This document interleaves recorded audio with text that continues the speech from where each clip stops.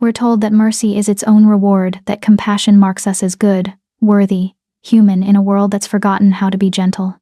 The fairy tales whisper it to us from childhood. Free the trapped creature, break the curse, and love will find you.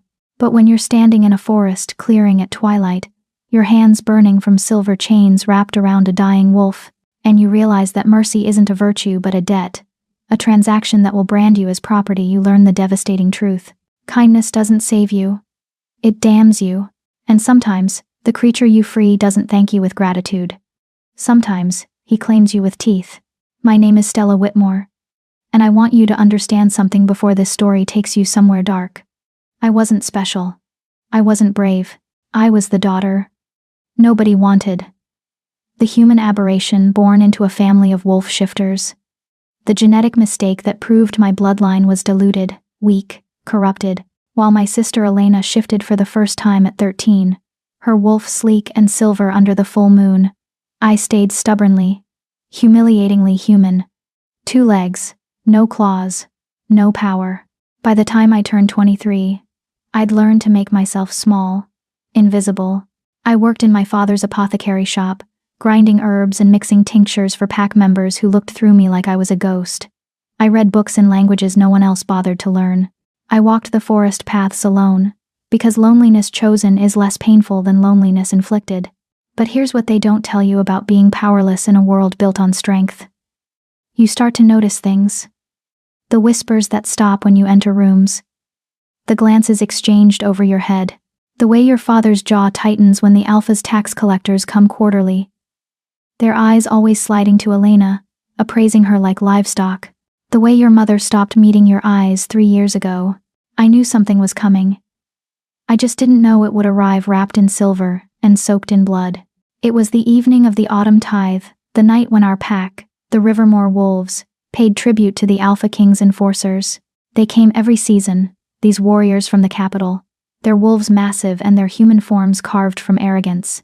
They took goods, gold, sometimes daughters, if a family was desperate enough to offer one for favor.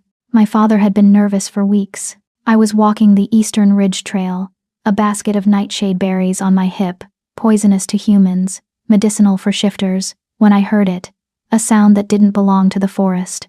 Not a howl, not a growl. Something between a whimper and a snarl, raw and broken and furious. I should have turned back. But there's a thing that happens when you've been ignored your entire life. You become curious about other broken things. So I followed the sound deeper into the pines, where the evening light turned everything amber and shadows pooled like spilled ink. That's when I found him. The wolf was enormous, even collapsed on his side, ribs heaving.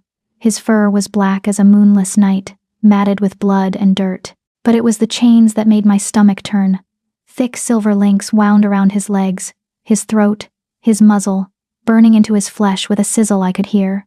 The smell of scorched fur and meat hung in the air. Someone had meant for him to die slowly. His eye, one eye, because the other was swollen shut, tracked my approach.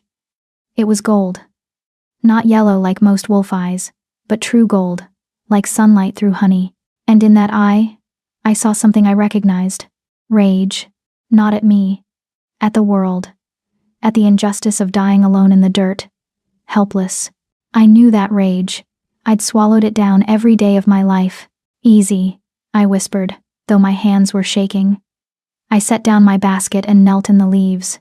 The wolf's lips pulled back, revealing teeth that could crush my skull. A warning. Or maybe a plea. Don't come closer. I don't want to hurt you before I die. But I was already reaching for the chains. The silver burned the moment I touched it. A cold fire that sank into my palms like fangs. I bit down on my scream and kept working, unwinding the links from his throat first because I could see he was suffocating. The metal left blisters across my fingers, the skin peeling back white and red. I know, I gasped when the wolf made a sound distress. Maybe, at watching me hurt myself. I know it burns. Almost. The chain fell away from his throat, and he sucked in a massive breath, his whole body shuddering. His gold eye fixed on me with an intensity that made something in my chest contract. I moved to his legs next, then his muzzle, working fast because I could hear voices in the distance. Male voices. Laughing. the kind of laughter that comes after a hunt. They'd done this. They were coming back to watch him die. The last chain hit the ground and I stumbled backward, my ruined hands clutched to my chest. The wolf didn't move at first, couldn't, probably. He just lay there breathing, staring at me with that impossible gold eye. Then the voices got closer. Go, I whispered. Please. They'll kill you if they find you alive. For a moment, I thought he wouldn't. Thought he'd stay there out of pride or pain or sheer exhaustion. But then he surged to his feet, a movement so sudden and powerful it stole my breath, and before I could think, before I could move, he was in front of me, between me and the direction of those voices, protecting me. Our eyes met. His were burning now, fever bright, and I felt something shift in the air. A weight, a pressure, like the world was holding its breath. Then he ran, a black shadow melting into the darkening trees. Gone so fast I almost thought I'd imagined him. I'd just started wrapping my hands in strips torn from my skirt when the hunters emerged from the tree line. 3 of them, enforcers from the capital, their pack marks visible on their necks, wolves wrapped in thorns, the Alpha King's sign. The tallest one, a man with a scar bisecting his face, stopped when he saw me. His nostrils flared. You. His voice was gravel and threat. You were here. Where's the wolf? My heart hammered against my ribs. What wolf? His hand shot out and grabbed my arm, yanking me forward. His eyes dropped to my blistered, burned hands, to the silver chains coiled in the leaves like sleeping serpents. His smile was slow. Cruel. You freed the prisoner, he said softly. Do you have any idea what you've done? I didn't answer, didn't beg, just lifted my chin and met his eyes with every ounce of defiance I'd been saving for 23 years. He laughed, a sound like breaking bones. The Alpha King is going to love you. They dragged me back to the village center, where the autumn tithe was already underway. The whole pack had gathered, hundreds of wolves in human form, arranged in family groups, all watching as my father handed over our tribute. Gold coins, preserved meats, 3 bolts of Elena's woven cloth. My father saw me, saw the enforcer's hand locked around my arm, saw my burned hands. I watched his face do something complicated. Fear, calculation, and then, worst of all, resignation. The enforcer threw me to the ground at the feet of his commander, a woman with white blonde hair and eyes like chips of ice. Found her at the silver chains, he reported. She freed him. The crowd's murmur rose like a wave. My mother made a small sound, quickly stifled. Elena grabbed her arm. The commander crouched in front of me, studying my face with the detached interest of someone examining a bug. Do you know who that wolf was, girl? I shook my head. That, she said slowly, was the Alpha King, our king, and he was chained by his own first beta, as punishment for breaking sacred law. She tilted her head. By freeing him, you've interfered with the king's justice. You've committed treason. The world tilted. The Alpha King. I'd freed the Alpha King. However, the commander continued, standing, you also saved his life. Which makes you an interesting problem. She looked at my father. This is your daughter? My father's throat worked. Yes, Commander Lyris. The human one? The words landed like stones. My father nodded. Commander Lyris smiled. It didn't reach her eyes. Then I believe the king will be very interested in claiming his debt. The human girl who freed him from silver chains. What a charming story. She gestured to her enforcers. Bind her. She's coming to the capital. No, my mother's voice, sharp with panic. Please, she's just a girl. She didn't know. She made a choice, Commander Lyris said coldly. Now she'll live with it. As the enforcers hauled me to my feet, I caught my father's expression one last time, and I understood, with a clarity that hurt worse than the burns on my hands, that he was relieved. Relieved it was me they were taking, not Elena. I'd freed a dying wolf from chains, an act of mercy in a cruel world. And mercy, I was learning, always has a price. They threw me into a cage on wheels, a prisoner's cart bound for the capital, the heart of the Alpha King's territory. As the cart lurched forward and my village disappeared behind me, I pressed my burned palms against the cold iron bars and whispered a truth to the indifferent night. I should have left him to die, but even as I said it, I remembered that gold eye watching me. That moment when he'd placed himself between me and danger. That impossible weight in the air, like destiny taking shape. And I wondered if maybe, just maybe, I'd been meant to find him all along. To be continued. Chapter 1. The Cage and the Crown. The cage smelled like fear and iron. Not my fear, not yet. The fear of whoever had been imprisoned here before me. Their terror soaked so deep into the wooden floorboards that I could taste it on my tongue.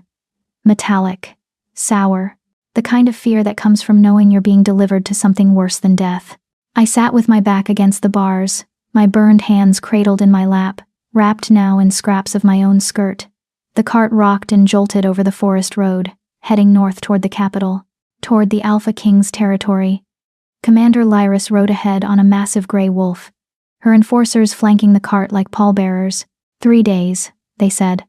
3 days to reach Thornhold, the king's fortress city. 3 days to figure out how to survive whatever came next. Through the bars, I watched my world disappear. The Rivermore forests gave way to open plains, then to territories I'd only read about in books. We passed through smaller pack villages where wolves stopped to stare at the prisoner cart, their eyes gleaming with curiosity or pity. Children pointed. Mothers pulled them back. I was a spectacle, a cautionary tale in the making.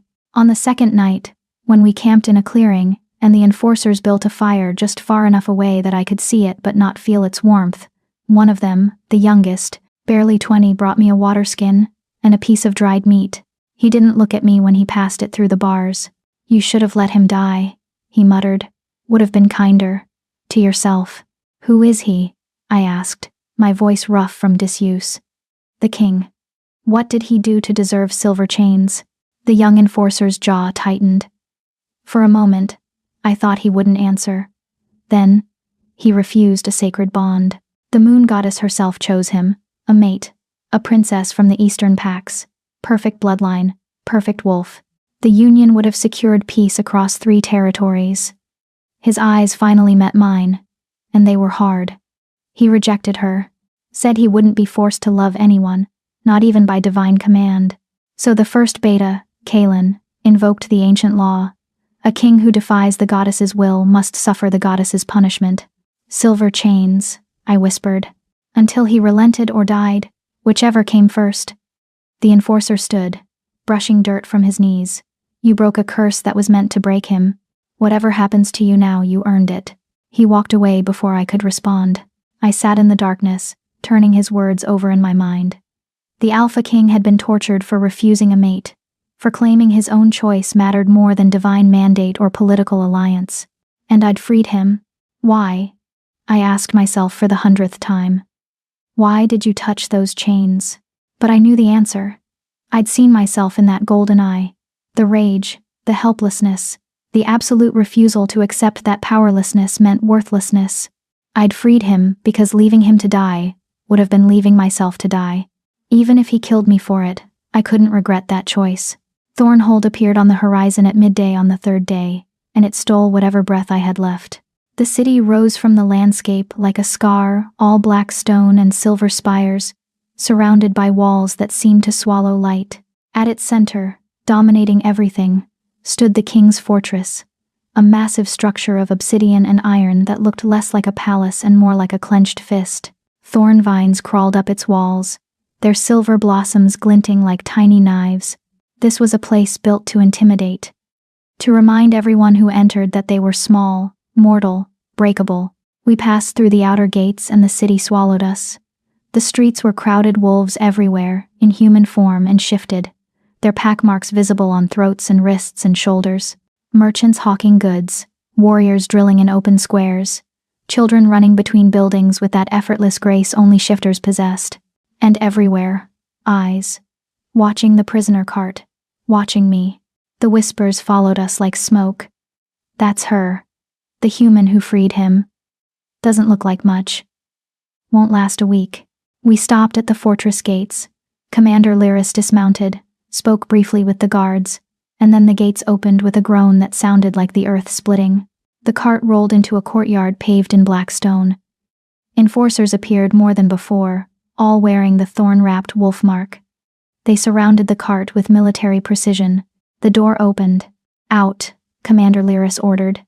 My legs shook when I stood. 3 days in a cage will do that.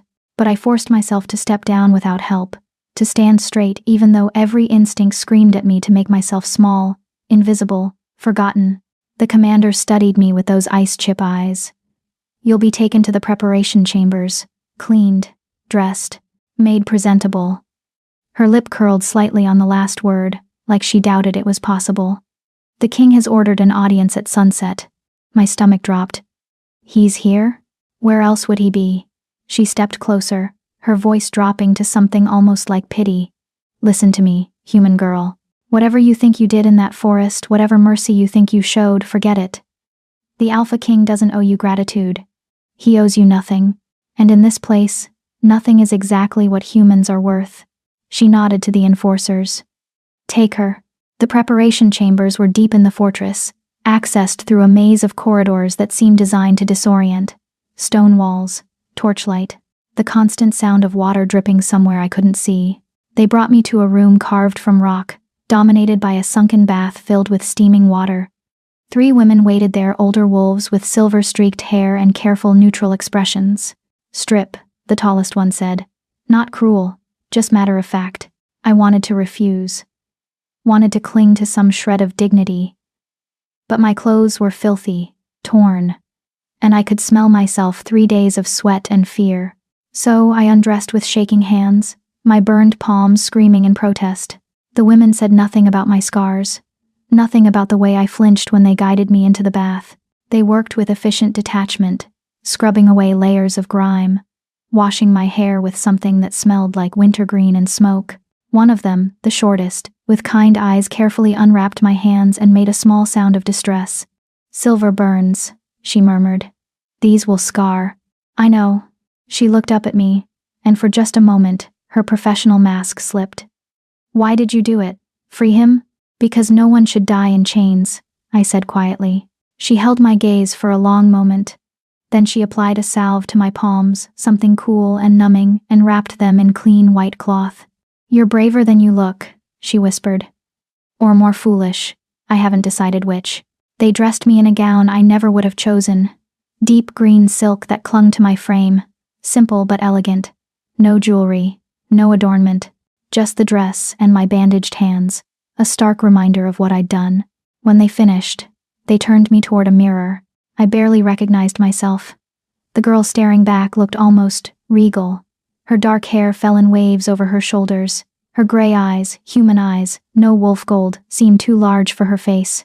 She looked fragile, breakable, terrified. It's time, the tall woman said. They led me back through the corridors, climbing now, ascending toward the heart of the fortress.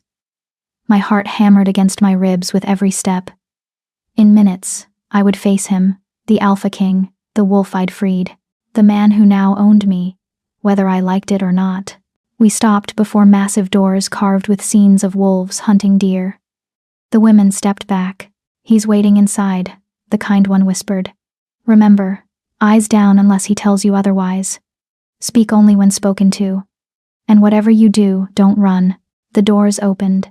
The throne room was vast and brutal in its beauty, all black marble and silver accents, lit by hundreds of candles that cast dancing shadows across the walls. At the far end, raised on a dais, sat a throne made of twisted iron and thornvine. And on that throne sat a man. He was turned slightly away, his profile sharp in the candlelight. Dark hair, broad shoulders. He wore black leather and silver buckles. Every inch the warrior king. Power radiated from him like heat from a forge. But it was his hands I noticed first. They gripped the arms of the throne with white-knuckled intensity, as if he was holding himself back from something. Come closer, he said. His voice was deep, rough, like he hadn't spoken in days. I forced my feet to move. One step. Another. The doors closed behind me with a boom that echoed through the chamber. I walked until I was 20 feet from the dais. Then I stopped, and did what the women had told me. Lowered my eyes. Silence stretched between us, sharp as a blade. Then I heard him stand, heard his boots on the marble as he descended the steps. Coming closer. He stopped directly in front of me, so close I could feel the heat of him. Smell cedar and smoke and something wild. Look at me, he commanded. I lifted my eyes, and my breath caught in my throat. His face was beautiful in the way storms are beautiful, dangerous and impossible to look away from. Sharp jaw, high cheekbones, lips that looked cruel until you noticed the tiny scar at the corner, softening them. But it was his eyes that destroyed me. Gold, pure, burning gold. The same eyes that had watched me from the forest floor. You, he said slowly, something like wonder and fury mixing in his voice, are the one who freed me. Yes, I whispered. He reached out slowly, giving me time to flinch back, and took one of my bandaged hands. His touch was surprisingly gentle as he turned it over, studying the white wrappings. You burned yourself. On silver chains. His thumb brushed the edge of the bandage. Why? You were dying. So? His eyes snapped up to mine, searching. I was a stranger, a wolf. For all you knew, I deserved those chains. Maybe, I said quietly. But I don't get to decide who deserves mercy. Only whether I'm the kind of person who gives it. Something flickered across his face too fast for me to name. Then his expression hardened into a mask. Do you know what you've done? He asked. By freeing me, you've bound yourself to me. The law is absolute. A life debt must be repaid. You saved me, Stella Whitmore. Which means you belong to me now. My name on his lips sent a shiver down my spine. How do you know my name? I know everything about you. He released my hand, stepping back, and suddenly the warmth was gone. Human daughter of Arthur Whitmore, born without the wolf, invisible in your own pack, 23 years old, and never bonded, never marked, never chosen. His smile was razor sharp. They gave you up so easily. Did you know your father didn't even negotiate? Just handed you over like spoiled meat. The words hit like fists. Because they were true. So here's how this works, the king continued, circling me slowly like a predator. You saved my life. I don't tolerate debts, which means you'll stay here, in my fortress, until I decide how to repay you. You'll have a room, food, freedom to move about the grounds. But you don't leave Thornhold, you don't contact your family, and you absolutely don't speak of what happened in that forest to anyone. He stopped in front of me again. Are we clear? I'm a prisoner, I said flatly. You're a guest. His eyes glittered. Who happens to be unable to leave? There's a difference. What difference? He leaned in close. Close enough that I could see flecks of amber in that impossible gold. Prisoners get cells. You get a tower room with a view. Don't confuse kindness for weakness. Little human, I should have been afraid. Should have bowed my head and accepted my fate. Instead, I heard myself say, and if I refuse? The silence that followed was absolute. Then the Alpha King threw back his head and laughed a sound so unexpected, so genuine, that it transformed his face completely. For just a moment, he didn't look like a king at all. He looked young, surprised, almost delighted. Oh, he said, still smiling. I think I'm going to enjoy this. He gestured to someone I couldn't see. 2 guards materialized from the shadows. Take her to the North Tower, the Blue Room. Make sure she has everything she needs. He looked at me one last time, and that smile turned sharp again. Welcome to Thornhold, Stella Whitmore. Try not to die of boredom before I figure out what to do with you. Then he turned and walked away, dismissing me as easily as he'd summoned me. The guards led me from the throne room, through more corridors, up a winding staircase that seemed to climb forever. My mind was reeling. The Alpha King, the most powerful shifter in the territories, had just laughed at my defiance. I didn't know if that made me lucky or doomed. The North Tower room was beautiful in a cold, untouchable way. High ceilings, stone walls softened by tapestries, a massive bed with blue silk sheets, a window that looked out over the city, all the way to the mountains beyond. And on the bedside table, a single white card with a message written in elegant script. Dinner will be brought to your room. Rest. We'll speak again tomorrow. K. I sank onto the bed, my legs finally giving out. I'd freed a wolf from chains, and now I was the one who'd been caged. But as I looked at my bandaged hands that had touched silver and burned, I couldn't quite bring myself to regret it. Not yet. Chapter 2. The Beast in the Dark. I didn't sleep that first night. How could I? Every sound in the tower was amplified, the wind against stone, footsteps in distant corridors, the occasional howl from somewhere in the city below. I lay in the silk sheets, staring at the ceiling, my mind replaying the throne room over and over. Those gold eyes, that laugh. I think I'm going to enjoy this. What did that mean? What did he want from me? Dinner had come as promised, brought by a young servant girl who wouldn't meet my eyes. Roasted venison, fresh bread, wine so rich it tasted like cherries and smoke. I'd eaten mechanically, tasting nothing, and now the empty dishes sat on a table by the window like evidence of a crime I couldn't name. The clock on the mantel showed midnight when I heard it. Footsteps on the stairs. Slow, deliberate. Coming closer. I sat up, my heart suddenly hammering. The footsteps stopped outside my door. A pause long enough that I thought maybe I'd imagined it. Then 3 deliberate knocks. "I know you're awake," came his voice through the wood. The king's voice, but softer than before. Almost tired. "May I come in?" I should have said no. Should have demanded he leave me alone. Told him that midnight visits to a woman's room were inappropriate at best and threatening at worst. Instead, I heard myself say, "It's your fortress." The door opened. The Alpha King stepped inside, and I realized immediately that something was different. He'd changed from his formal leathers into simple dark clothes, a loose shirt, worn trousers, boots, unlaced. His hair was disheveled, like he'd been running his hands through it, and his eyes looked haunted. He closed the door behind him but didn't move further into the room, just stood there, backlit by the corridor torches, studying me with an intensity that made my skin prickle. "You should be asleep," he said. "So should you." A ghost of a smile touched his lips. "Fair point." He moved then, crossing to the window, carefully keeping distance between us. He looked out over the city, his shoulders tense. "I owe you an apology, for earlier, in the throne room. I was cruel." I blinked. Of all the things I'd expected him to say, that wasn't one of them. "You were stating facts. Cruel facts." He turned to face me, and in the moonlight streaming through the window, he looked younger. More human.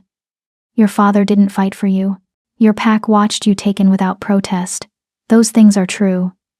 But I didn't need to say them. Not like that. Why did you?" He was quiet for a long moment. Then, "Because I needed to see if you'd break." The honesty of it stole my breath. "And you didn't." He crossed his arms, something like admiration flickering across his face. "You stood there and took every word. Then you asked me what difference there was between prisoner and guest. Do you know how long it's been since anyone questioned me? Maybe if you weren't so terrifying, people would do it more often." The words were out before I could stop them. I tensed, waiting for anger. Instead, he laughed, that same genuine sound from the throne room, rich and unexpected. There it is again, that spine of steel wrapped in silk. He shook his head, moving to the chair by the fireplace and dropping into it like his strings had been cut. "Everyone else treats me like a monster. You treat me like a man who happens to be inconvenient. Aren't you? A man, or inconvenient? Both." He studied me for a long moment, something complicated working behind his eyes. Then he leaned forward, elbows on his knees, and I saw it, the exhaustion. "The weight. I didn't ask for you to free me," he said quietly. "I want you to understand that. I was ready to die in those chains. Had accepted it, even. Then you appeared out of nowhere, this human girl with impossible courage, and you burned yourself saving a wolf you didn't know." His jaw tightened. "Why? And don't give me that line about mercy. There's a reason." "Tell me the real reason." I pulled my knees to my chest, wrapping my arms around them. The truth felt dangerous, but something about the darkness, the hour, the way he was looking at me like I mattered, loosened my tongue. "Because I understood," I said quietly, "what it feels like to be trapped, to be punished for something you can't control, to have everyone tell you that your wants, your choices, your voice don't matter because you're not enough." I met his eyes. "You were chained for refusing a bond you didn't want. I've been invisible my whole life for being born human. Different prisons, maybe, but we both know what it's like to be told we're wrong for existing as we are." The silence that followed was absolute. Then the king rose and crossed to the bed. Not fast, giving me time to object. He sat on the edge, close enough that I could feel the heat of him but not touching. Just present. "What's your name?" I asked suddenly. Your real name, not your title. His eyebrows rose. You don't know? They only ever called you the Alpha King or His Majesty. Like you're a position, not a person. Something raw crossed his face. Kieran, he said softly. My name is Kieran Ashthorn. Ashthorn. I turned it over in my mind. It suited him, all thorns and ash, beautiful and dangerous. Kieran. I tested the name. Why did you really refuse the bond? The mate the goddess chose for you. His hands curled into fists on his thighs. Because she didn't choose her. My first beta did. Kaelin wanted a political alliance with the Eastern Pax, and Princess Mira was the key. So he arranged the entire thing, bribed the Moon Priestess, staged a divine vision, presented it as the goddess's will. His voice turned bitter. Everyone believed it. My entire council, the Pax, even Mira believed it. But I knew. I've known Kaelin since we were children. I know when he's manipulating. So you refused. So I refused. And Kaelin invoked the ancient law. Any king who defies the goddess's will must prove his worthiness through suffering. He looked at his hands. 3 weeks. In silver chains. Alone in the forest. If I truly was worthy, the goddess would send someone to free me. If not, I'd die, and Kaelin would take the throne. My stomach dropped. It was a test. A test I was supposed to fail. Kaelin chose that forest deliberately remote, far from any pack routes. No one goes there. No one should have found me. He turned to look at me, and those gold eyes burned. But you did. I was gathering nightshade, I whispered. I go to that ridge every week. It was chance. Was it? His hand moved slowly, carefully, and touched the edge of my bandaged palm. The goddess works through chance, through mercy, through burned hands that smell like silver and sacrifice. His voice dropped. Do you know what the law says happens if someone passes the test? If someone frees the king? I shook my head. The person who frees him is marked by fate. They become significant. Whether as ally, enemy, or something else, the choice is mine. But you can't be dismissed. You can't be ignored. His thumb traced the edge of the bandage. You saved my life, Stella Whitmore. And in doing so, you've changed everything. I don't want to change anything, I said, hating how my voice shook. I just want. What? To matter? To be seen? To not be invisible anymore. But I couldn't say that. It felt too raw, too honest for someone I'd met hours ago. I want to understand, I said instead. Why keep me here? If I'm significant, shouldn't you want me far away where I can't cause problems? Kieran's laugh was soft, almost sad. You think you'd cause me problems? I think I already have. You freed me from chains my own beta put me in. You proved his test was false, that the goddess's will isn't what he claimed. He stood, moving back to the window, and his voice turned hard. Kaelin wanted me dead or broken. Instead, I returned with you living proof that his scheme failed. Now the entire court is buzzing with questions. The Pax are whispering. And Kaelin? He smiled, sharp as a knife. Kaelin is terrified. Good, I said before I could stop myself. He turned, surprise clear on his face. Good? Anyone who chains someone they claim to serve deserves to be terrified. For a heartbeat, Kieran just stared at me. Then he crossed the room in 3 strides and knelt in front of the bed, bringing us eye level. His hands framed my knees, not holding, just there. Grounding. I need to ask you something, he said, and his voice was different now, vulnerable, and I need you to answer honestly. All right. Are you afraid of me? I should have said yes. Should have recognized the danger in those gold eyes, in the way power radiated from him like heat. But when I looked at him, really looked, I didn't see a monster. I saw a man who'd been betrayed by someone he trusted. A king who'd been willing to die rather than be controlled. A wolf who'd protected a stranger before running to freedom. No, I said quietly. I'm afraid of what you represent. This world, these laws, this power structure that treats people like commodities. But you? The person behind the crown? I shook my head. You scare me less than my own father did.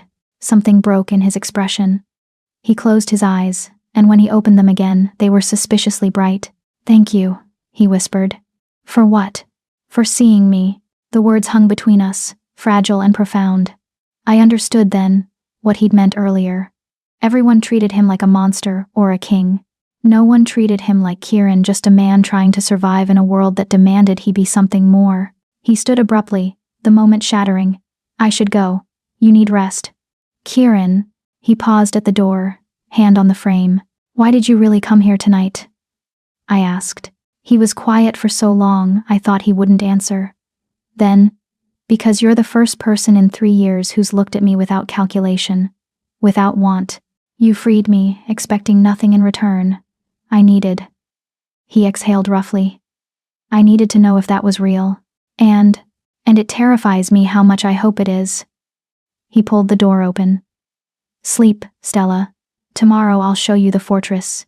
Introduce you to the court. Let them all see that you're under my protection. Protection from what? His smile was grim. From people like Kaelin, who'd love nothing more than to eliminate the evidence of his failure. From wolves who think humans are prey. From a world that will see you as my weakness and test you accordingly. He met my eyes one last time. Welcome to the game, little human. I hope you're better at it than you think. Then he was gone, the door closing with a soft click. I sat in the darkness, my heart racing, my mind spinning. Kieran Ashthorne. The Alpha King who laughed at my defiance and apologized for his cruelty. Who knelt at my feet asking if I was afraid. Who saw me, truly saw me in a way no one in my pack ever had. I touched my bandaged hands, remembering the burn of silver, the weight of chains, the gold eye watching me from the forest floor. I'd freed a wolf, and in doing so, I'd bound myself to him in ways I didn't fully understand yet. But as I finally lay back down, exhaustion pulling at me like tide, I realized something that should have terrified me. I didn't want to be freed. Not from this. Not from him. Not yet. The next morning came too soon, sunlight streaming through the window, a servant knocking softly to bring breakfast and draw a bath. This time it was a different girl, older than the one from last night, with shrewd eyes that assessed me quickly. His Majesty requests your presence in the library after you've eaten, she said, setting the tray down. Dress is being provided. She gestured to a wardrobe I hadn't noticed. Something more practical than last night's gown. Inside the wardrobe hung several outfits, simple but well-made. Tunics and trousers, dresses in sturdy fabrics, even boots that looked like they might actually fit, all in shades of blue and gray and green, nothing ostentatious. Clothes for living, not just being looked at.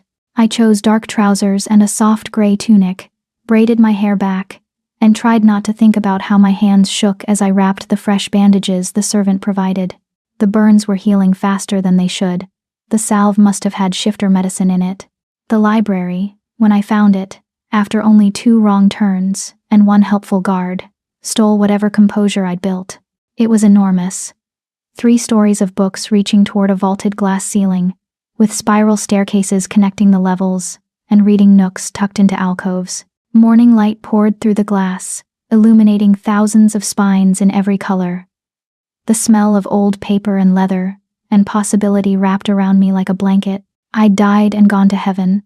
I thought you might like it, came Kieran's voice from somewhere above.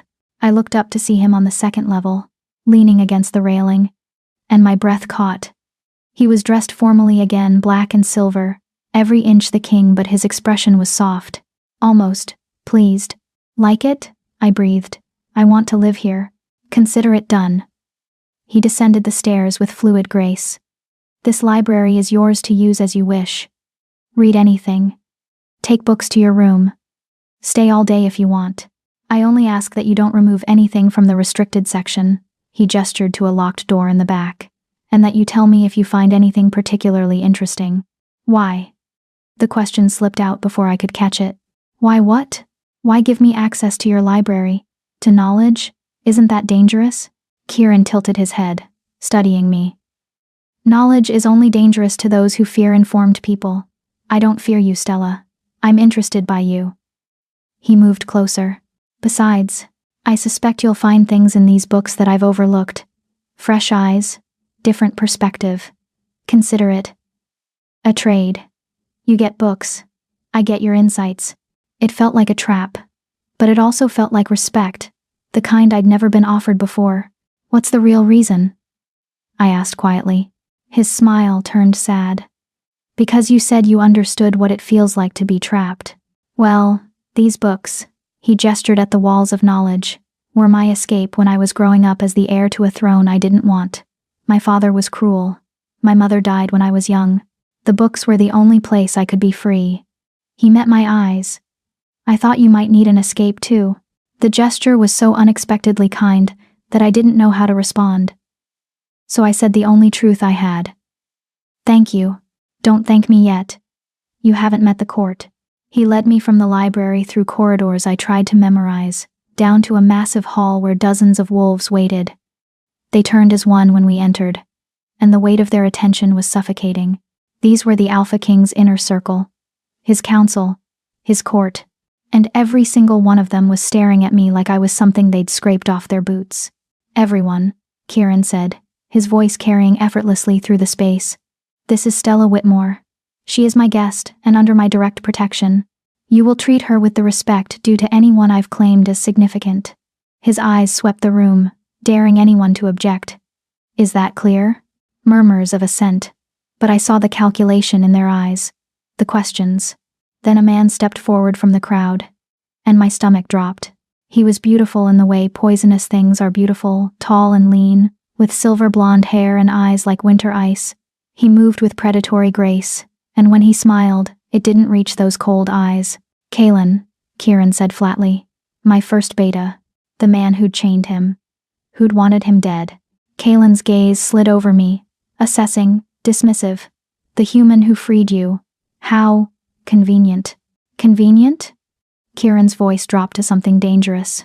That someone appeared at exactly the right moment, in exactly the right place.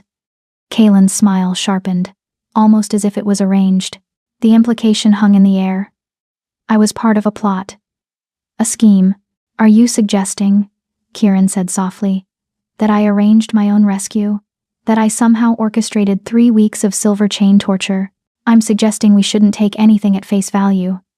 Kalen finally looked directly at me. Tell me, Miss Whitmore. Who sent you to that forest? No one, I said, proud that my voice didn't shake. I was gathering herbs. I heard sounds of distress. I investigated. That's all. How wonderfully simple. Kalen circled me slowly. And the silver chains? Most humans would flee from such things.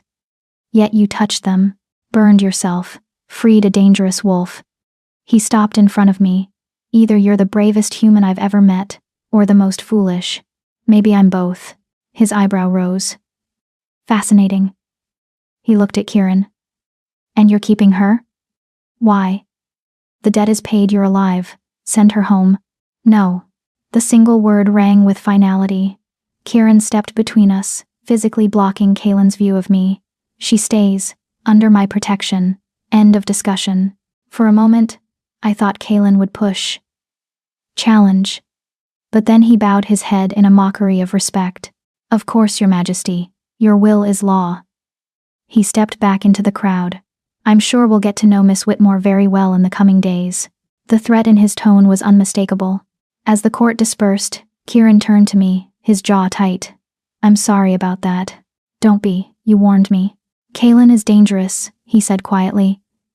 He'll probe for weakness, try to find leverage. You need to be careful around him. I'll manage. I know you will. He touched my shoulder briefly, a gesture of reassurance. The offer stands. Library. Anytime. If you need escape, you know where to find it. Then he was swept away by duty, leaving me standing in the great hall, very aware that I'd just made a powerful enemy. But I'd also made something else. An ally. Maybe even a friend.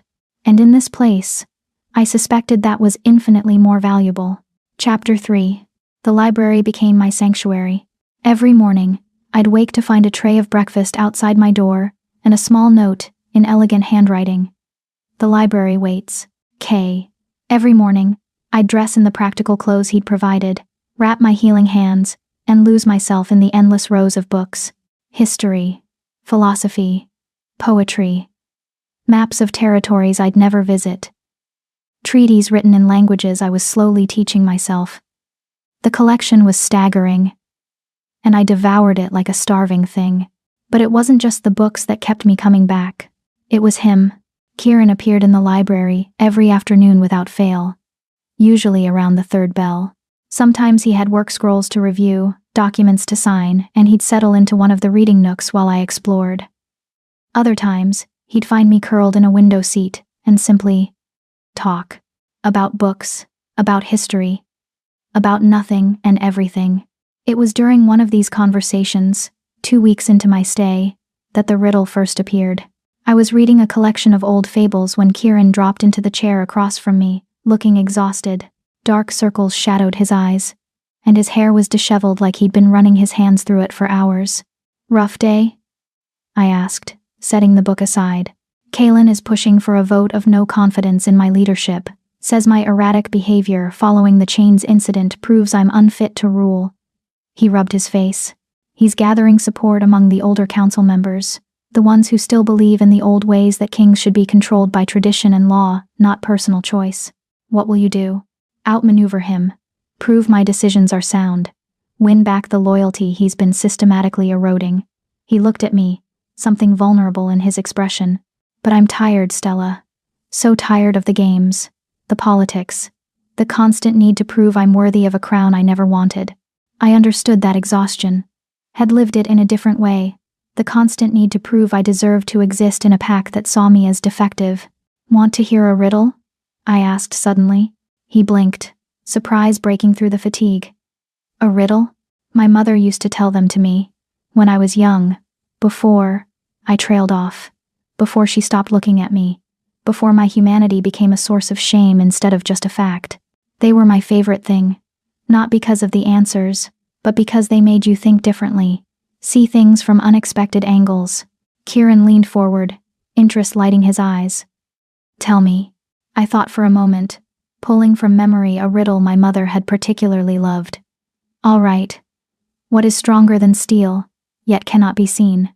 What binds tighter than chains, but leaves no marks? What can outlast kingdoms, yet breaks with a single word?" He considered, his brow furrowing in concentration. I watched the way his mind worked, saw him turning the words over, testing possibilities. It was fascinating, seeing the king disappear and just the man remain. "Something intangible," he murmured. "Stronger than steel. Loyalty?" "No, loyalty can be seen in actions." He looked up. "Trust? Close, but trust can be rebuilt after it breaks." He stood, pacing, and I realized he'd completely forgotten his exhaustion. "Binds tighter than chains. Outlasts kingdoms." He stopped suddenly. "A promise." "The answer is a promise." I smiled. "Very good. But that was too easy." He turned to face me, a challenge in his eyes. "You gave me a children's riddle, did I?" I stood, crossing to where he waited. "Think about it, Kieran. What is a promise, really?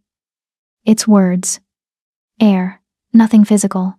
Yet a promise can start wars or end them, can build kingdoms or destroy them. A promise kept is stronger than any chain. A promise broken." I met his eyes. "Can shatter a person more thoroughly than any weapon." The air between us shifted, grew heavier. "You're not talking about riddles anymore," he said quietly. "Aren't I?" I held his gaze. "Kaelin promised to serve you. Your father promised to protect you. My family promised to value me despite my humanity. Promises, Kieran. They bind us more than any law, or chain, or title. And what promises have you made?" His voice was soft, but there was something intense behind it. Like my answer mattered more than it should. "Only one that I kept," I said. To myself. That I'd never become so invisible that I disappeared entirely. That I'd matter, even if only to me. "You matter to more than just you now." The words hung between us, weighted with meaning I wasn't quite ready to examine. I stepped back, breaking the moment, and returned to my chair. "Your turn," I said, trying to lighten the mood. "You must know riddles, royal education and all that." Kieran's smile was slow, almost predatory. "Oh, I know riddles. But mine aren't as kind as yours." He settled back into his chair. Legs stretched out, completely at ease now. "Here's one. What runs but never walks, has a mouth but never talks, has a bed but never sleeps, has a head but never weeps? A river, I said immediately. His eyebrows rose. That was too easy. You gave me a children's riddle. I threw his words back at him with a grin. He laughed, that genuine, transformative sound that made him look years younger. All right, clever human. Let's make this interesting. We trade riddles, but not the easy ones. Real riddles, the kind that make you think for days. What are the stakes? Stakes? He tilted his head. What do you want if you win? I thought about it. What did I want? Answers. If I stump you, you answer one question. Truthfully, no political deflection. And if I stump you? Same. One honest answer. He extended his hand. Deal. We shook on it, and I felt the weight of the promise settle between us. Another invisible chain, but this one felt safe, chosen. Over the following days, the riddle game became our ritual.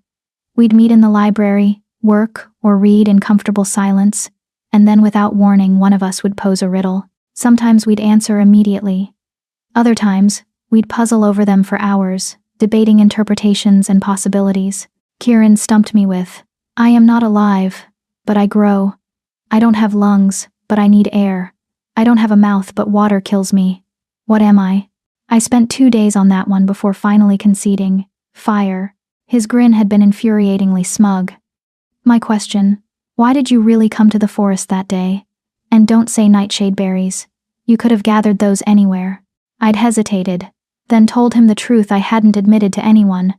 Because it was the one place I felt like I could breathe.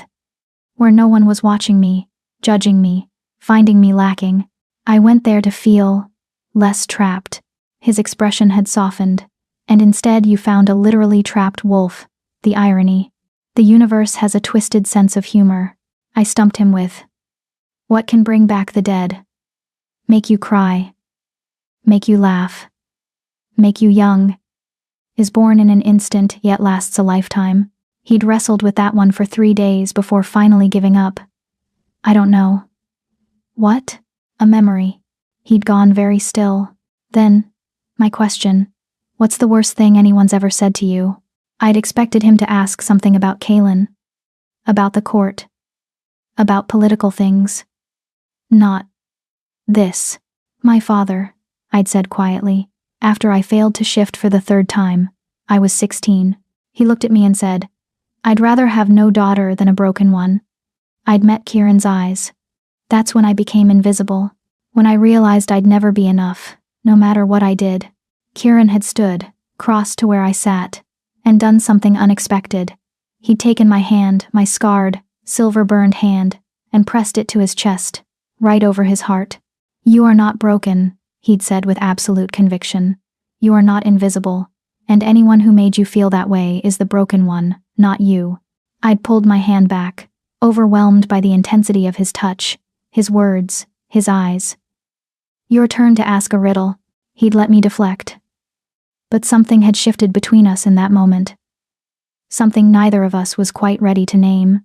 3 weeks into my stay, I realized that time moved differently in Thornhold. Days blurred together in a comfortable rhythm.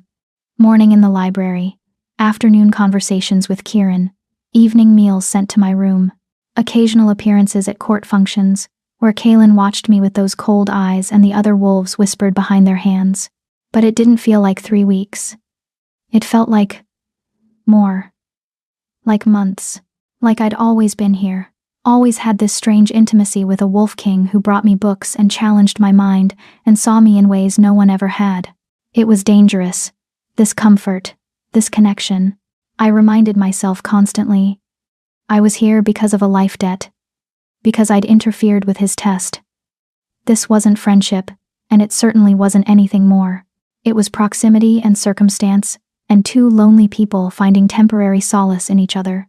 But then Kieran would laugh at something I said, or bring me a book he thought I'd love, or look at me like I was a puzzle he wanted to spend his life solving, and all my careful logic would crumble.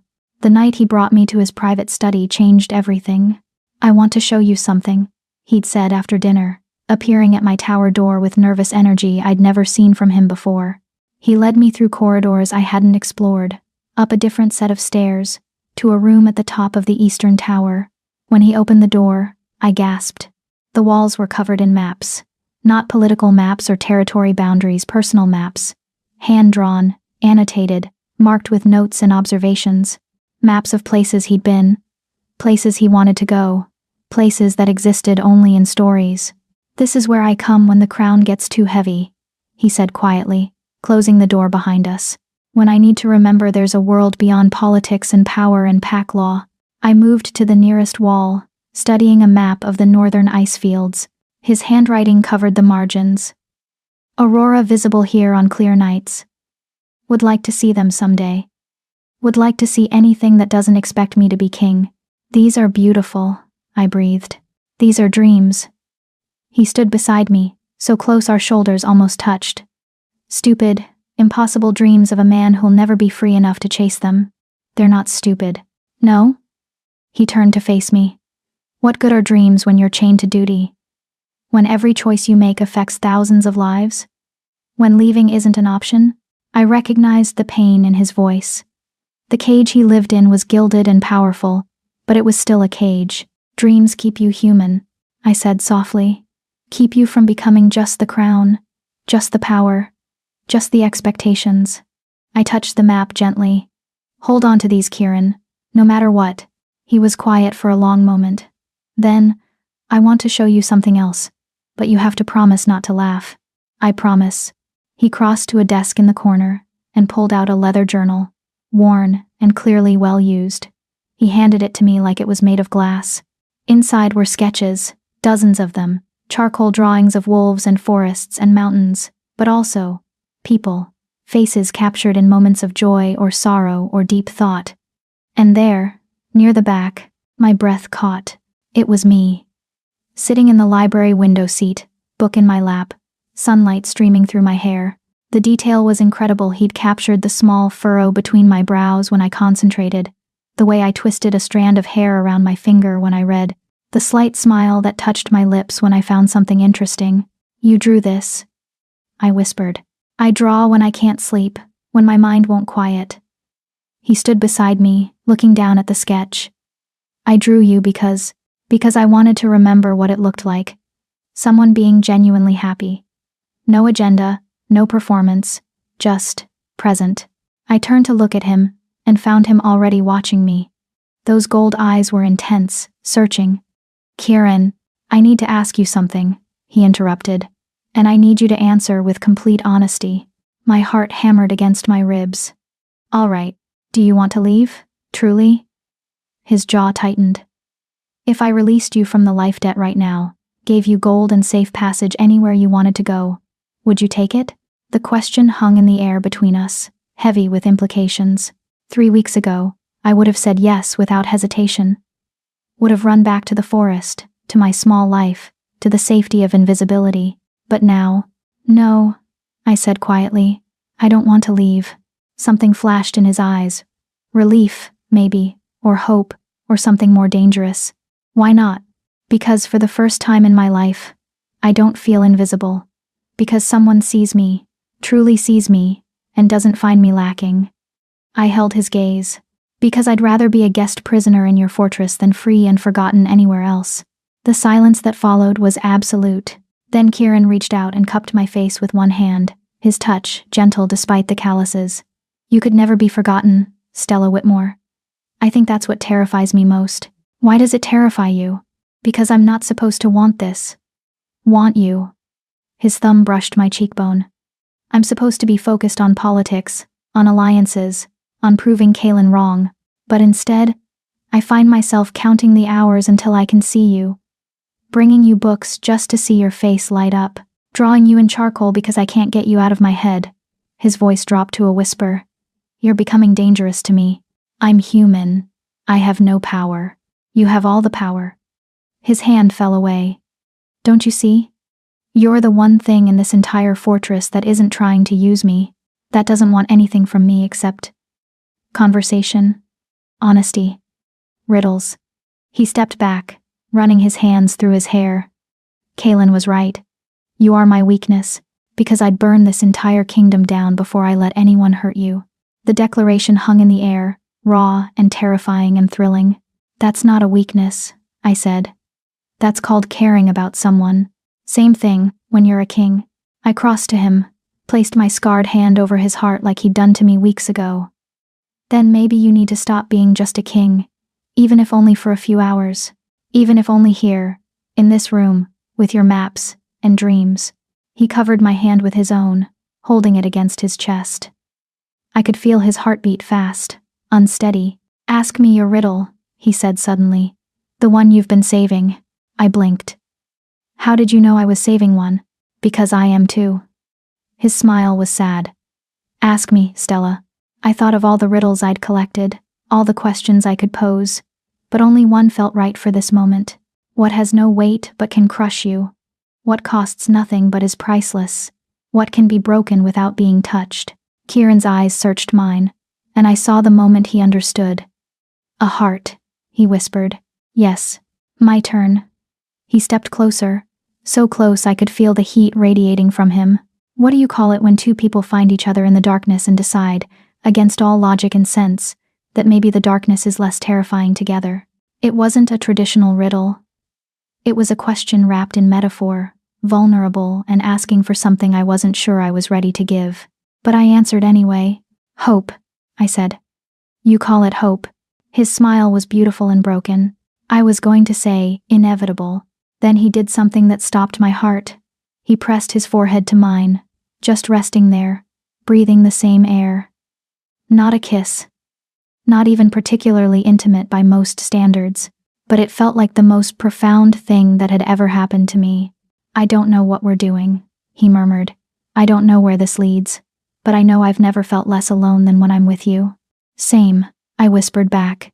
Same. We stood like that for a long moment, king and human, wolf and prey, two people trying to figure out what was happening between them. Then a bell tolled somewhere in the fortress, the midnight bell, and the spell broke. I should let you rest, Kieran said, stepping back reluctantly. Tomorrow there's a council meeting. Kalen is formally presenting his vote of no confidence. I need you to be there. Why? Because you're proof his test failed. Proof that maybe the goddess's will isn't what he claims it is. His expression hardened. And because I want him to see that I'm not afraid to stand beside you, that I choose you as my ally, regardless of what he thinks. You're using me as a political statement. I'm giving you a choice. He met my eyes. You can attend and stand with me, showing the court that you're not afraid of their judgment, or you can stay away, and I'll fight this battle alone. Either way, I'll protect you. But I'd rather fight it together. It was the most honest proposition I'd ever received. No manipulation, no hidden agenda. Just, this is the situation. What do you choose? I'll be there, I said. His smile was grateful and genuine. Thank you. As he led me back to my tower, through the sleeping fortress, I realized what had happened tonight. We'd crossed some invisible line, stopped pretending this was just convenience or debt or circumstance. Whatever was building between us, friendship, alliance, or something more dangerous, it was real now. Acknowledged. And tomorrow, we'd face Kalen together. I fell asleep with Kieran's words echoing in my mind. You're becoming dangerous to me. But the truth was, he'd become dangerous to me too. Because I was starting to care about him. Starting to see past the crown to the man beneath. Starting to want things I had no right to want. And in Kieran's world, wanting things was the fastest way to get them taken away. Chapter 4. The Council and the Confession. The council chamber was designed to intimidate. Circular, with tiered seating rising toward a domed ceiling, painted with scenes of ancient wolf battles. It forced everyone to face each other. No hiding, no escape. At the center sat a raised platform where Kieran's throne commanded the space black iron and silver, exactly like the one in the main hall, but somehow more severe here. I stood at the entrance, dressed in the finest outfit the servants had provided, a deep blue dress that managed to be both elegant and practical. With my hair braided back in a crown, my scarred hands were wrapped in fresh white bandages that stood out like accusations. Every wolf in that chamber could see them, could see what I'd done. Miss Whitmore. Kieran's voice carried across the space. He sat on his throne, but his posture was different than in the main hall, less relaxed, more coiled, ready for battle. Please, join me. There was a seat beside the throne, not as grand, but positioned as an equal, not a supplicant. I walked across that floor, feeling every eye track my movement. Heard the whispers start immediately. The human, bold, bringing her here. What is he thinking? She's the proof, isn't she? The one who freed him? I reached the platform and Kieran stood, offering his hand to help me up the steps. I took it, felt the brief squeeze of reassurance, and sat in the chair beside his throne. Thank you for coming, he murmured. Meant only for me.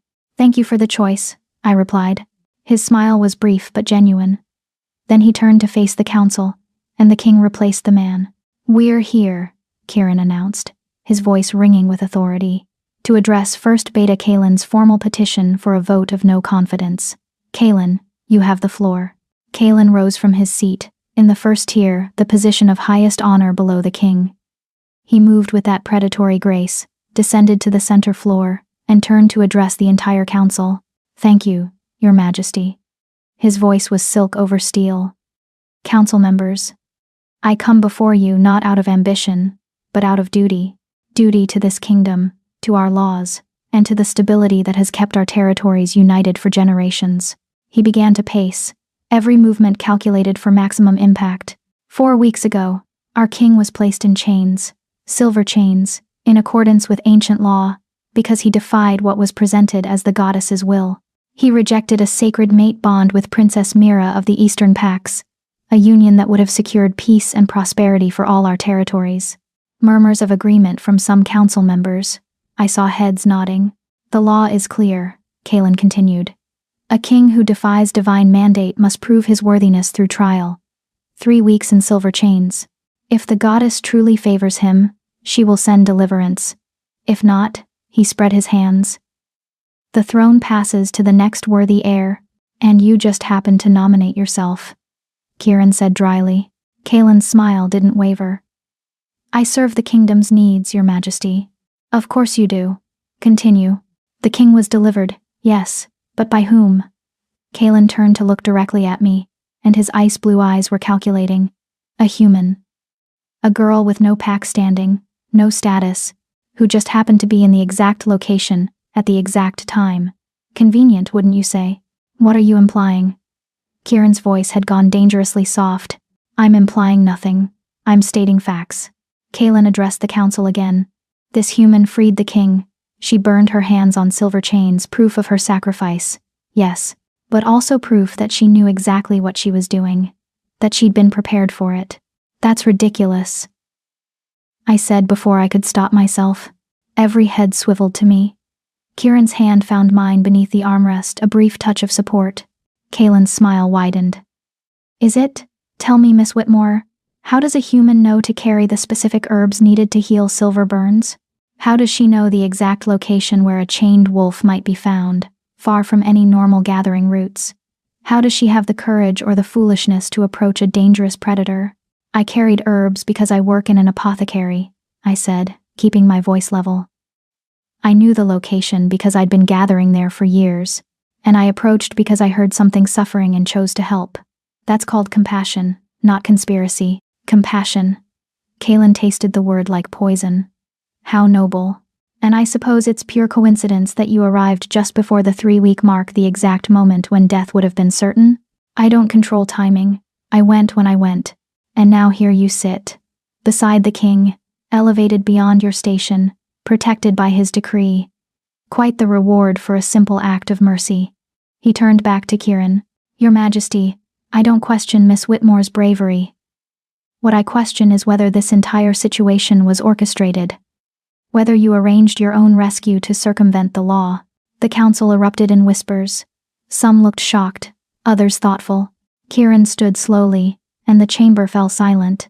When he spoke, his voice was arctic. You're accusing me of staging 3 weeks of torture? Of burning myself with silver for weeks just to avoid marrying a princess I don't love? I'm suggesting, Kaelin said carefully, that perhaps the trial was never meant to kill you. That perhaps you had arrangements in place. That perhaps— Enough. Kieran's command cracked like a whip. Here's what actually happened, since you seem confused. You manufactured a divine vision to force a political alliance. You bribed the Moon Priestess, yes. I know about that, Kaelin. Did you think I wouldn't investigate? You invoked ancient law, hoping I'd die in those chains so you could take the throne. Kaelin's expression flickered, just for a moment, but I saw it, the flash of fury before his mask returned. Those are serious accusations, Your Majesty. Here are more serious facts. Kieran descended from the platform, meeting Kaelin in the center of the floor. They circled each other like the predators they were. The Moon Priestess has confessed under oath and observation that you paid her to stage the vision. Princess Mira herself has admitted she felt no mate bond, that the whole arrangement was political theater. And the forest where I was chained? His smile was sharp. You chose it because it's on the border of human territory. The one place where a human might wander.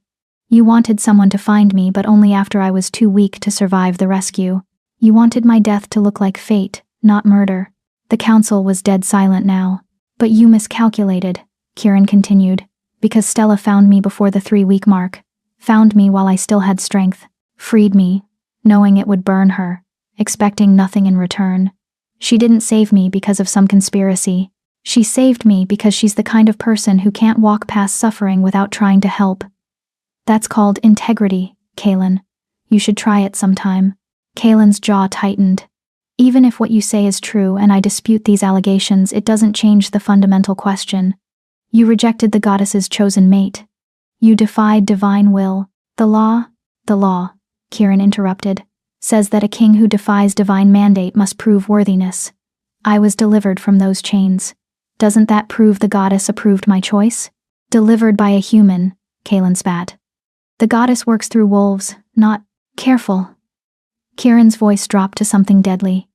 You're about to insult my guest, and I take that very personally. The threat hung in the air, tangible. Kaelin seemed to realize he'd pushed too far. He took a breath, smoothed his expression. My apologies. I meant no disrespect to Miss Whitmore. But Your Majesty, surely you see the concern? You're making decisions based on emotion, attachment. You've elevated this human, given her access to royal spaces. Stand beside her now in council. What message does that send to our people? That I value loyalty over politics? That I reward courage over breeding? That I make my own choices instead of letting others make them for me? Kieran's smile was sharp. Yes, Kaelin, that's exactly the message I want to send. And what of Princess Mira? What of the Eastern Pax? You've insulted them, abandoned a crucial alliance. I've already sent ambassadors to negotiate a trade agreement with the Eastern Pax. One based on mutual benefit, not forced marriage. Princess Mira, by the way, was relieved. She's now pursuing a genuine mate bond with someone of her choosing. Everyone's happy except you, Kaelin. Kieran took a step closer. Which makes me wonder, what do you really want? Because this isn't about divine will or kingdom stability. This is about power. About you thinking you could manipulate me into dying so you could take my place. That's a lie. Is it? Kieran turned to address the council. Here's my counteroffer to Kaelin's vote of no confidence. I'll submit to another trial. Right here, right now. Any member of this council can ask me anything about my decisions, my leadership, my plans for the kingdom. I'll answer with complete honesty. Then we vote. If the majority believes I'm unfit to rule, I'll step down peacefully. The council erupted in shocked whispers. Even I was surprised. This was a massive risk. Kaelin's eyes narrowed. You'd submit to trial by council? I would, on one condition. Kieran's smile turned predatory. You submit to the same trial. Answer the same questions. With the same honesty. Then we let the council decide who's fit to lead. The trap was brilliant. Kaelin couldn't refuse without looking like a coward. But if he agreed, his lies and manipulations would be exposed. Unless, Kieran added softly, you're afraid of honest answers? Kaelin's face was carved from stone. But I saw the calculation in his eyes, weighing options, looking for escape routes. Finally, he bowed his head. I accept your terms, Your Majesty. Excellent. Kieran returned to his throne, settling in with the easy confidence of someone who'd already won. Counselors, you may begin. For the next 2 hours, I watched Kieran face question after question with unflinching honesty. Why did you reject Princess Mira? Because forcing a mate bond when neither party feels it is cruel. Because I believe in choice. Even for kings. What are your plans for pack alliances? Trade-based partnerships built on mutual respect, not marriage contracts. Strength through cooperation, not coercion. How do you justify elevating a human in your court? I don't justify it. I don't need to. Miss Whitmore saved my life, proved her courage and integrity, and has shown more loyalty in 4 weeks than some wolves who've known me for years. She's earned her place. Every answer was direct, powerful, and revealed a king who actually cared about his people, not just power. Then it was Kaelin's turn. The questions started simple, but Kieran had seated the council with allies who knew exactly what to ask. Did you bribe the Moon Priestess? I made a donation to the temple. That's different from a bribe. Translation. Yes. Did you choose the forest location deliberately? I chose a location appropriate for the trial. Translation. Yes. Did you expect the king to die? Kaelin paused. Too long. I expected the goddess's will to be done. Translation. Absolutely yes. With each non-answer, each deflection, Kaelin's position weakened. The council members who'd supported him began to look uncertain. The final question came from an elderly female counselor with silver-streaked hair. First Beta Kaelin, if you were king, would you allow humans in your court? Kaelin's lip curled before he could stop it. Humans have their place, but that place is not among wolves. We are predators, they are prey. Mixing the two is unnatural. The disgust in his voice was clear and fatal, because in that moment, he'd revealed what he really thought. Not just about me, but about anyone he considered beneath him. It wasn't about divine will or kingdom stability. It was about power, control, the belief that some people were simply worth more than others. Kieran didn't even need to speak. The council members looked at each other, silent conversations passing between them. Then the elderly counselor stood. I call for vote. All in favor of King Kieran Ashthorn maintaining his throne? Hands rose across the chamber. Not all of them, some still supported Kaelin's traditional views. But the majority was clear. All in favor of replacing him with First Beta Kaelin? Far fewer hands, maybe a third of the council. The throne stands, the counselor declared. King Kieran Ashthorn retains full authority. This matter is closed. Kaelin's face went through several expressions: shock, fury, calculation. Then he smoothed it into a mask of acceptance and bowed. The council has spoken. I accept their will. He looked at Kieran with eyes like winter. Congratulations, Your Majesty. You've won this round. This round. Not the war. Just the battle. As the council dispersed, Kieran took my arm gently. Come, we need to talk. Privately, he led me from the chamber, through corridors filled with murmuring wolves, back to his private study with the maps and dreams. Once inside, he locked the door and leaned against it, the king mask falling away to reveal exhaustion. That was dangerous, I said quietly. You risked everything. I know. He moved to the window, staring out at the city. But I had to. Had to prove that I'm not making decisions out of emotion or attachment, that I'm making them because they're right. And did you prove it? To most of them. He turned to look at me, and his expression was complicated. But Kaelin was right about one thing. I am making decisions based on emotion, based on attachment. My heart stuttered. Kieran, let me finish. He crossed to where I stood, stopping close enough that I had to tilt my head back to meet his eyes. 4 weeks ago, you freed me from chains. You burned yourself saving a stranger. You expected nothing in return. Do you know what that did to me? Do you know how rare that is? You've said, I've said you're dangerous, that you're my weakness, that I care about you. His hand came up to cup my face, thumb brushing my cheekbone like that night in the study. But I haven't said the whole truth. And you deserve the whole truth. What truth? His gold eyes searched mine, vulnerable in a way I'd never seen. I'm falling in love with you, Stella Whitmore. Maybe I have been since that moment in the forest when you touched silver chains without hesitation. Maybe it happened in the library over riddles and books. Maybe it was tonight, watching you sit beside me with your head high, while wolves whispered about you. His voice dropped to a whisper. I don't know when it happened. I just know that it has, and it terrifies me. The world tilted. You can't. I know I can't. I'm the king. You're human. It's impossible and impractical and will cause political nightmares. His hand fell away. But I also can't lie about it anymore. Can't pretend this is just gratitude or friendship or convenience. Can't keep drawing you in charcoal and telling myself it means nothing. My hands were shaking. Why are you telling me this? Because you deserve honesty. Because I promised myself I wouldn't manipulate you or hide things from you. He stepped back, giving me space. And because I need you to decide something. Stay or go. For real this time. You said I couldn't leave. Life debt. I'm releasing you from it.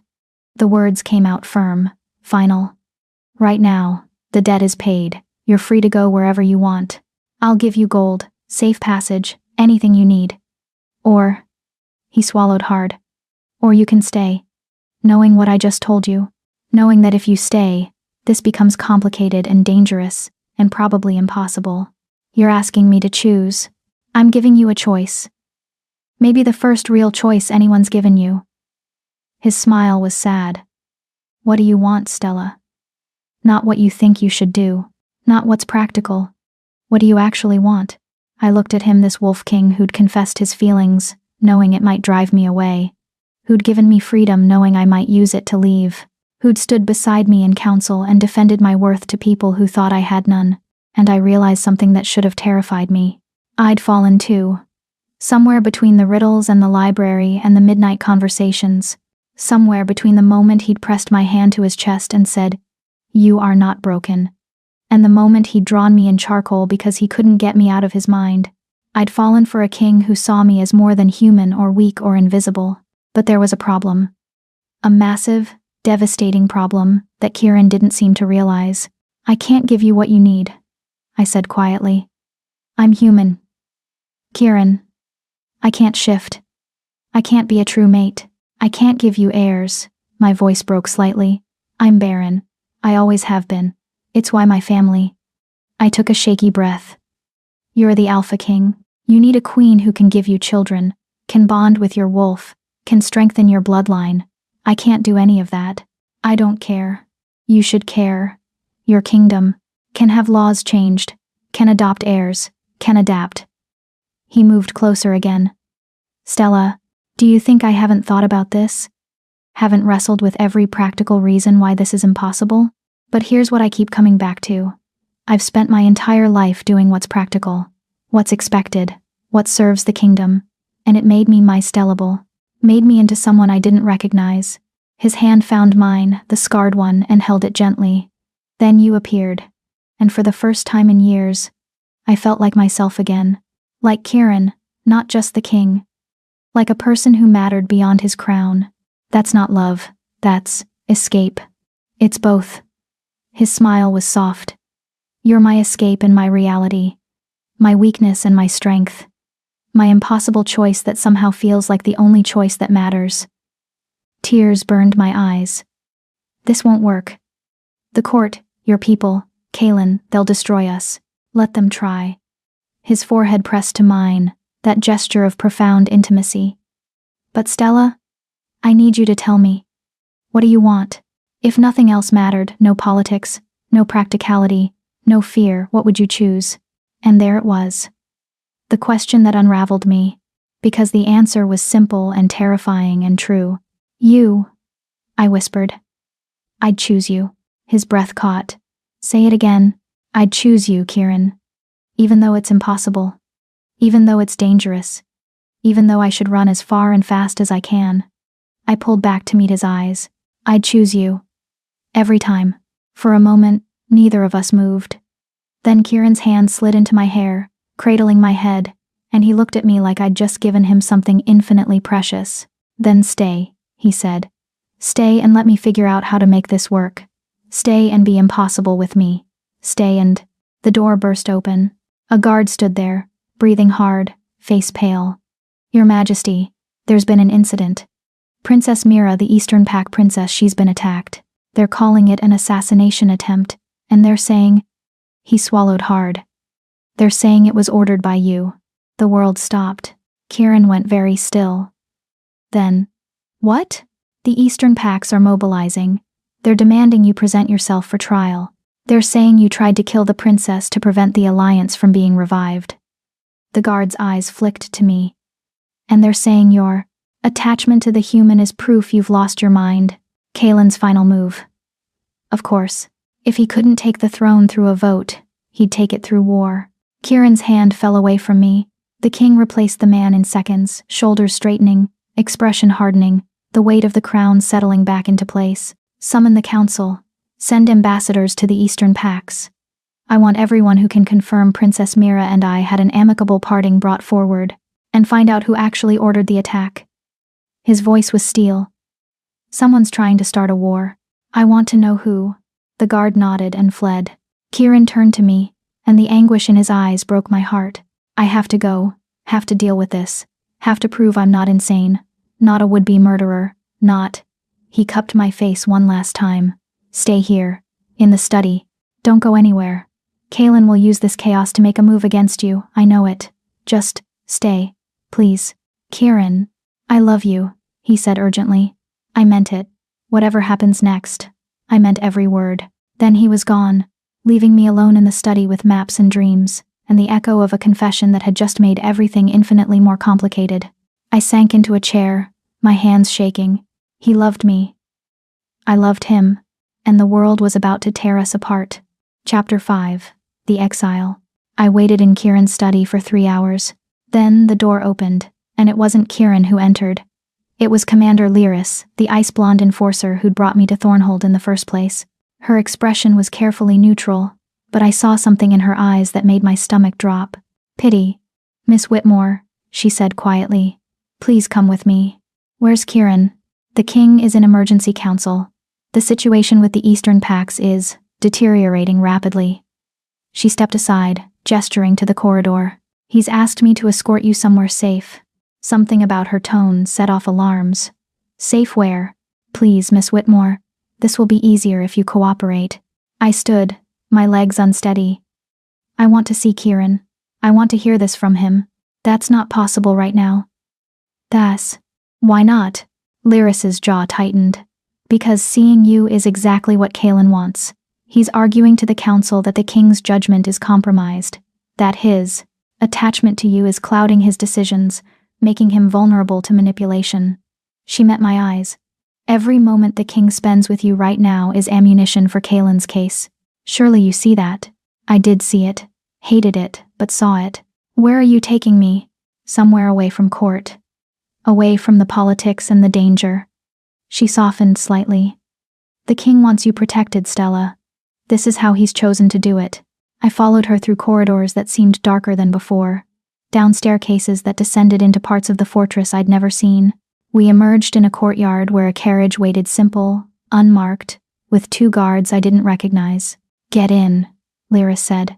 Not until you tell me where we're going. She sighed. To a villa on the western border. Remote, comfortable, safe. You'll have everything you need: books, supplies, servants. But you'll be away from Thornhold, away from the court, away from him. The word tasted like ashes. You're exiling me. The king is protecting you. By sending me away without even saying goodbye? Lyris's expression cracked slightly. He wanted to come himself, argued for an hour to see you one more time. But Kaelin convinced the council it would be seen as the king prioritizing a human over kingdom security, that it would be proof his judgment was compromised. She stepped closer, her voice dropping. He's fighting for you, Stella. But he's also fighting for his throne, for peace with the Eastern Pax, for the stability of the entire kingdom. Right now, the best way he can fight for you is to let you go. The logic was sound. I understood it, even as it broke something inside me. Did he send a message? My voice was smaller than I wanted. Lyris reached into her coat and pulled out a sealed letter. The wax bore Kieran's personal mark, a wolf and thorn intertwined. He said you'd understand. I took the letter with shaking hands but didn't open it. Couldn't, not yet. How long? I asked. I don't know. Weeks maybe, months. However long it takes to resolve the Eastern Pax situation and prove Kaelin's accusations false. She gestured to the carriage. Please, Stella. This is hard enough without making it harder. I climbed into the carriage because what other choice did I have? Fight? Run? Stay and watch Kieran lose everything trying to defend me? As the carriage lurched forward, carrying me away from Thornhold, away from Kieran, I finally opened the letter. His handwriting was rushed, slightly uneven, written in haste and emotion. Stella, I'm sorry. Those are the first words, because they're the truest ones. I'm sorry I couldn't say goodbye. Sorry I couldn't fight harder to keep you here. Sorry I'm sending you away after just confessing that I love you. But I meant what I said. Every word. And because I love you, I need you safe. Kaelin is making moves using the Eastern Pact crisis to consolidate power, to paint me as unfit, to position himself for another attempt at the throne. If you stay, you become his primary target. He'll hurt you to hurt me, and I can't. I won't let that happen. The villa where Lyris is taking you is comfortable, isolated. You'll have books, supplies, everything you need. Think of it as your own library, but bigger, quieter, safer. I know this feels like abandonment, like I'm choosing the kingdom over you, but I'm trying to choose both, trying to find a way to keep my throne and keep you. It's the hardest thing I've ever done. I don't know how long this will take. The Eastern Pacts want blood or proof of innocence. Kaelin is blocking every investigation. The council is divided, but I will fix this. I will find whoever attacked Princess Mira. I will prove Kaelin's involvement. And when I do, when the dust settles and the kingdom is stable, I'm coming for you. Wait for me, Stella. Please. Wait for me to be the kind of king who deserves you, the kind of man who can give you the choice without consequences. Until then, I'm asking you to do the hardest thing. Trust that this separation is temporary. That I meant what I said. That you're not invisible to me, and you never will be. I love you. That's the one thing that doesn't change, no matter what happens next. Yours, K. P. S. There's a riddle in this letter. See if you can find it before I see you again. I read the letter 3 times, tears streaming down my face. Then I looked for the riddle. It wasn't in the words themselves. It was in the structure, the way certain phrases were emphasized, the way he'd signed it yours, when he was a king who belonged to no one. The riddle was simple and devastating. What holds you closer by letting go? Love. Real love. The kind that prioritizes the other person's safety over your own desire to keep them close. I folded the letter carefully and pressed it to my chest, as the carriage carried me away from everything I'd found in Thornhold. Away from the library and the riddles and the midnight conversations. Away from Kieran. The villa was exactly as Lyris had described. Comfortable, isolated, and utterly lonely. It sat in a valley surrounded by pine forests, with a small stream running through the property. The building itself was beautiful, stone and timber, with large windows that let in floods of natural light. My room was spacious, filled with books that had clearly been selected by someone who knew my taste. Kieran, he'd prepared this place for me. The servants were kind but distant, giving me space. There was a library smaller than Thornhold's but still impressive. A garden where I could walk. Everything I'd ever dreamed of, back in my village when I was invisible and forgotten. But none of it mattered, because I was alone. And the one person I wanted to share it with was fighting a political war I couldn't help him with. Days blurred into weeks. I read voraciously, trying to lose myself in stories. I walked the forest paths, gathering herbs out of habit. I wrote letters to Kieran that I couldn't send because I didn't know if they'd be intercepted, used as evidence against him. At night, I'd lie in the beautiful bed and remember the weight of his hand in mine, the way his voice softened when he said my name, the gold of his eyes in candlelight. Wait for me, he'd written. I'm coming for you. So I waited. 6 weeks into my exile, a messenger arrived with news. Princess Mira had recovered from her injuries. The investigation had revealed the attack was orchestrated by a faction within the Eastern Pacts who opposed any alliance with Kieran's territory's wolves who'd hoped the princess's mate bond would give them influence. The attack was meant to look like Kieran's work, to start a war that would weaken both kingdoms. Kieran had been exonerated, publicly. The Eastern Pacts had sent formal apologies. I waited for him to come, packed my things, stood at the window watching the road. He didn't come. Instead, another letter arrived. Not in his handwriting, in an elegant script I didn't recognize. Miss Whitmore, I write to inform you that while His Majesty has been cleared of wrongdoing in the matter of Princess Mira's attack, the political situation remains complex. The council has advised that your return to Thornhold at this time would be inadvisable. His Majesty has secured permanent lodging for you at the villa. You will receive a generous monthly stipend, continued access to books and supplies, and protection. Consider this a gesture of gratitude for your service to the crown. We wish you well in your future endeavors. Royal Secretary's Office. The letter was cold.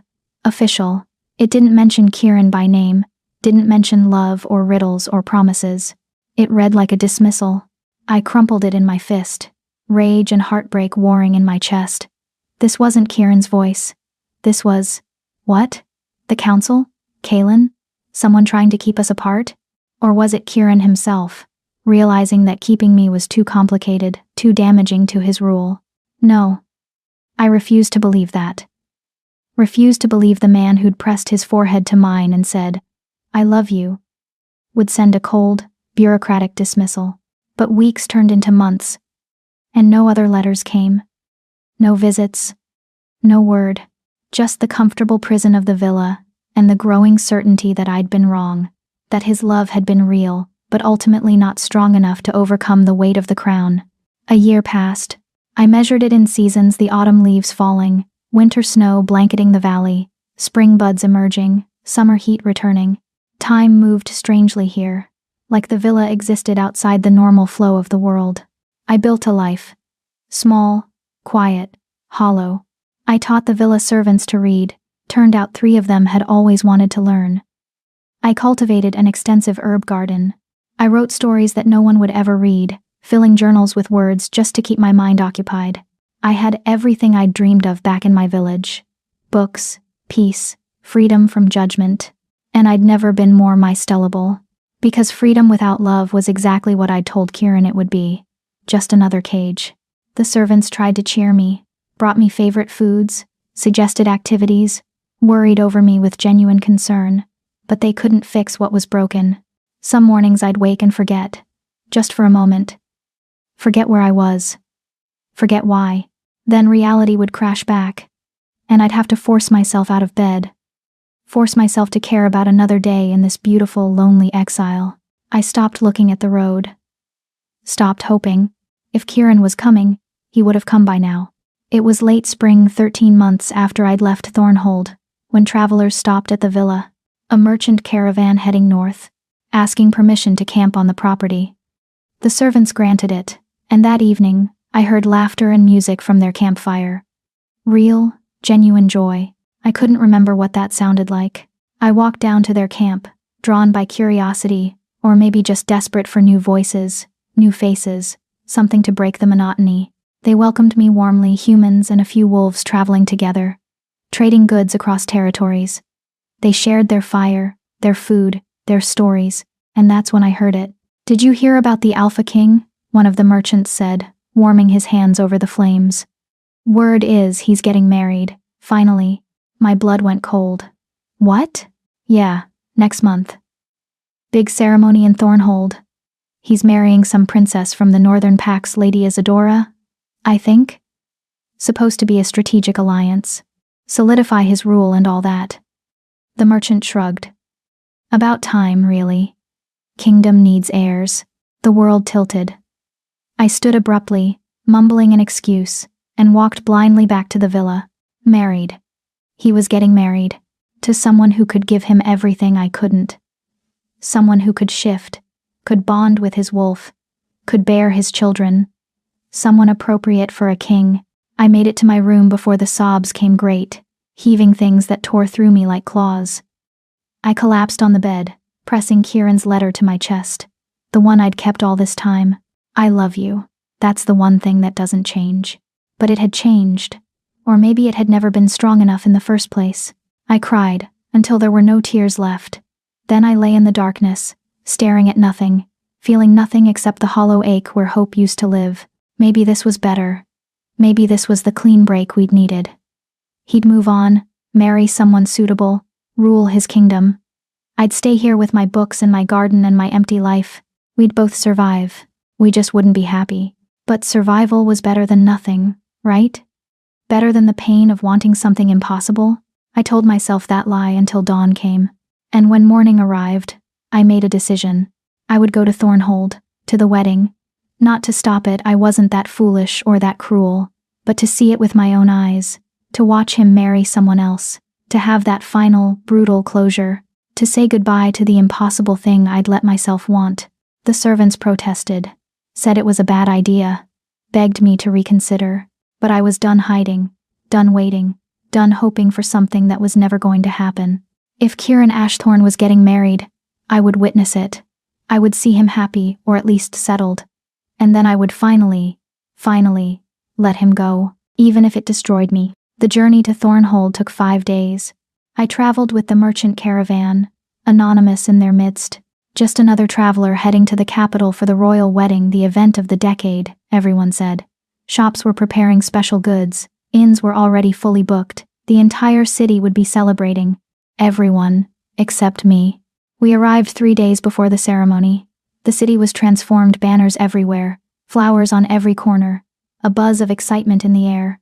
I secured a room at a small inn far from the fortress, paid for a week, and tried to figure out what I was doing. Why had I come? What did I hope to accomplish? I didn't have answers. Just a desperate need to see him one more time, to understand if what we'd had was real, or just a beautiful dream I'd mistaken for reality. The day before the wedding, I walked through the city markets. Saw vendors selling commemorative trinkets, small wolf figurines, painted portraits of the king and his bride-to-be. Lady Isadora was beautiful in the paintings. Blonde, elegant, everything a queen should be, everything I wasn't. I bought a simple dress from a market stall, dark green, understated, something I could wear to blend into the crowd at the wedding ceremony. The public was invited to watch from the plaza outside the fortress. I'd stand with them, anonymous, invisible. One last time, I'd be the girl no one noticed. And maybe that was fitting. Maybe that was always what I was meant to be. That night, I lay awake in the inn, Kieran's letter pressed against my heart. I'd memorized every word, every loop of his handwriting. Tomorrow, I'd watch him promise himself to someone else. Tomorrow, I'd finally learn what it meant to let go of an impossible love. Tomorrow, everything would end. But I couldn't know that tomorrow, everything would actually begin. Because while I'd been learning to let go, Kieran had been learning to hold on. And the wedding I was preparing to witness wasn't what I thought it was. Not even close. Chapter 6. The Truth in Blood. The morning of the wedding dawned clear and bright. The kind of perfect weather that felt like mockery. I dressed in my simple green dress, braided my hair, and stared at my reflection. I looked older than I had a year ago. Thinner. There were shadows under my eyes that hadn't been there before. My hands, the silver scars, had faded to pale lines. But they were still visible, evidence of the choice that had led me here. The ceremony was scheduled for midday. I joined the crowd streaming toward the fortress plaza, humans and wolves alike, all eager to witness the Alpha King's marriage. The excitement was palpable, infectious. Everyone around me was smiling, celebrating. I felt hollow. The plaza was already packed when I arrived, but I managed to find a spot near the back, partially hidden behind a pillar. From here, I could see the raised platform where the ceremony would take place, but hopefully no one would see me. Old habits. Invisibility as protection. The crowd noise reached a crescendo as the wedding party emerged from the fortress. First came the council members, dressed in formal robes. Then Kalen, and seeing him made my stomach clench. He looked smug, satisfied, like everything was going exactly as planned. Then came the bride. Lady Isadora was even more beautiful in person than in the paintings. Tall, blonde, elegant in a gown of white and silver. She moved with the grace of someone born to be a queen. The crowd cheered as she took her place on the platform. And then Kieran appeared. My heart stopped. He wore black and silver, formal regalia that emphasized his role as king. His dark hair was pulled back, revealing the sharp lines of his face. He moved with that predatory grace I remembered, powerful and controlled. But something was wrong.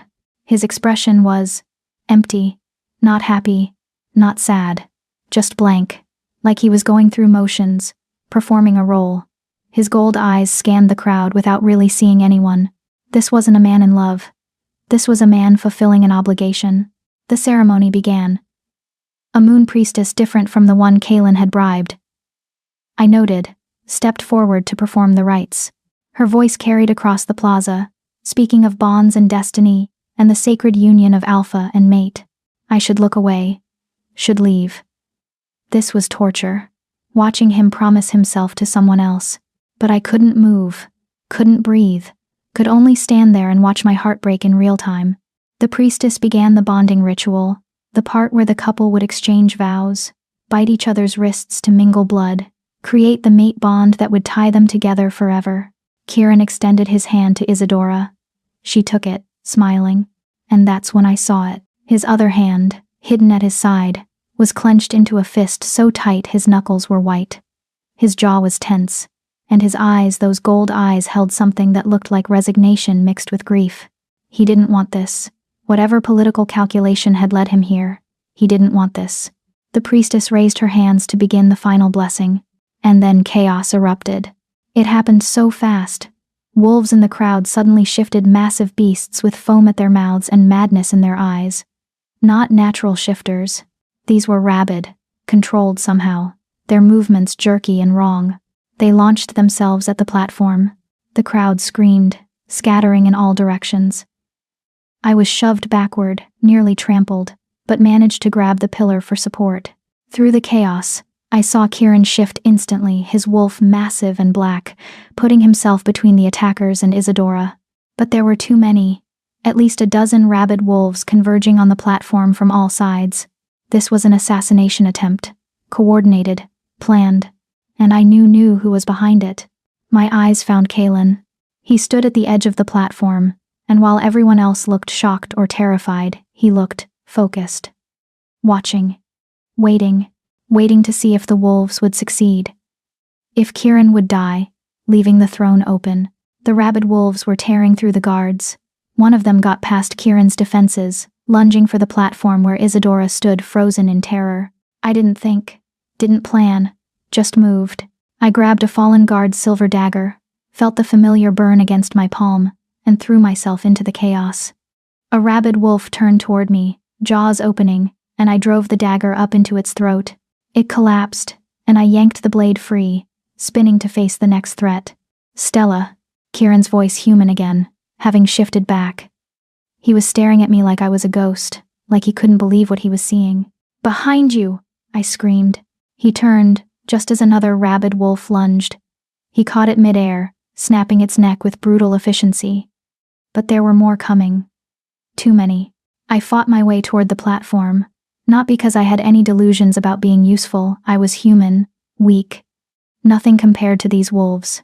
But because Kieran was there, and even after everything, even after a year of silence and abandonment, and watching him promise himself to someone else, I couldn't let him die. I reached the platform steps as Kieran took down 2 more attackers. Our eyes met for one electric moment, his wide with shock, and something that looked like desperate hope. Then I saw the wolf behind him. Saw it crouch, preparing to spring at his exposed back. I didn't hesitate. Threw myself forward, silver dagger raised, and buried it in the wolf's side just as it leaped. The impact sent us both tumbling. I hit the ground hard, felt claws rake across my ribs, felt pain explode through my body. But the wolf was down, the silver in its system spreading like poison. "Stella." Kieran was there, pulling me up, checking me for injuries. His hands were shaking. "What are you? Why are you? Look out!" The biggest rabid wolf yet, this one, had to be alpha-sized, crashed onto the platform. It went straight for Kieran, jaws aimed at his throat. He shifted again, meeting the attack head-on. They collided with bone-crushing force, rolling across the platform in a tangle of claws and teeth. The rabid wolf was strong, but Kieran was stronger, smarter. He got his jaws around its throat and crushed. The rabid wolf went limp. Suddenly, blessedly, it was over. The last of the attackers were down. Guards were securing the perimeter. The plaza was a mess of blood and overturned decorations and terrified civilians being ushered to safety. Kieran shifted back to human form, breathing hard. Blood streaked his face, not his own. He turned, scanning the chaos, and his eyes locked on me. I was sitting on the platform steps, hand pressed to my bleeding side, watching him. Seeing him.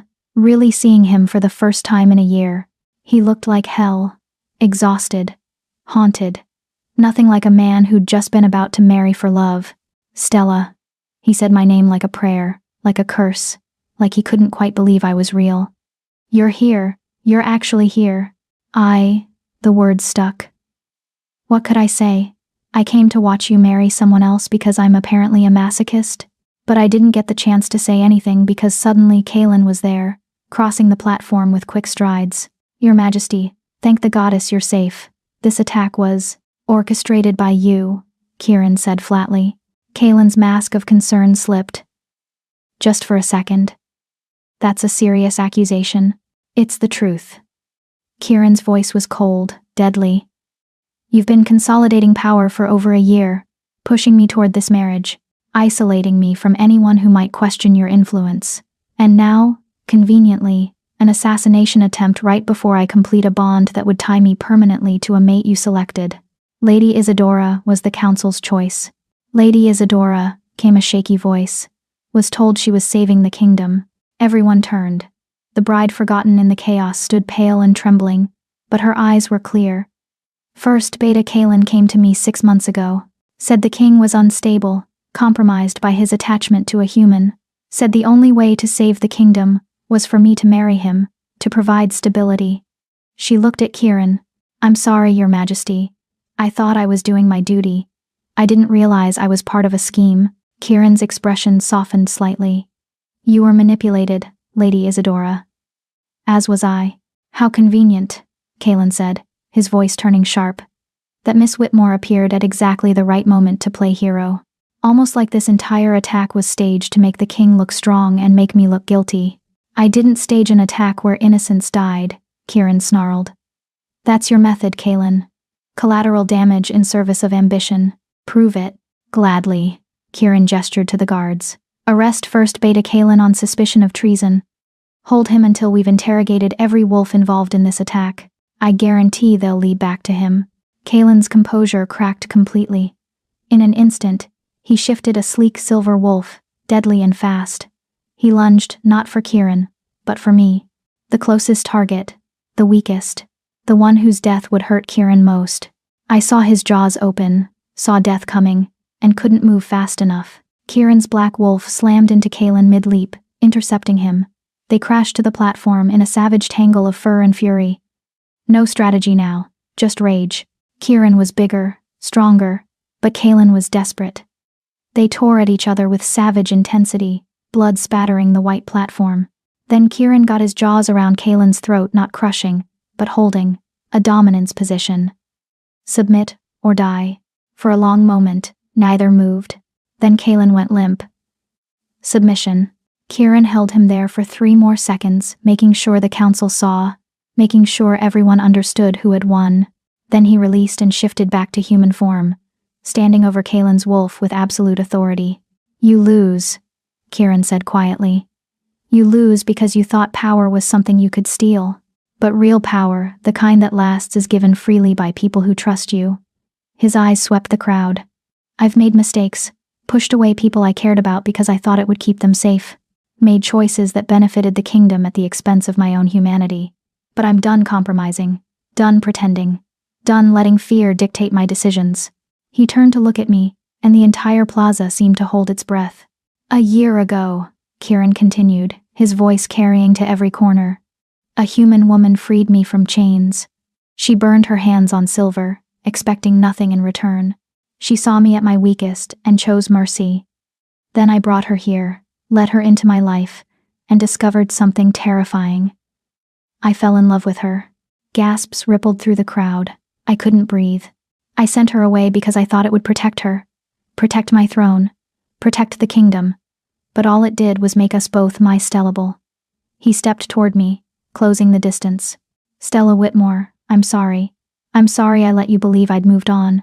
Sorry I let you think this marriage was what I wanted. Sorry I made you watch me promise myself to someone else when the only person I've ever wanted to promise myself to is you. He knelt.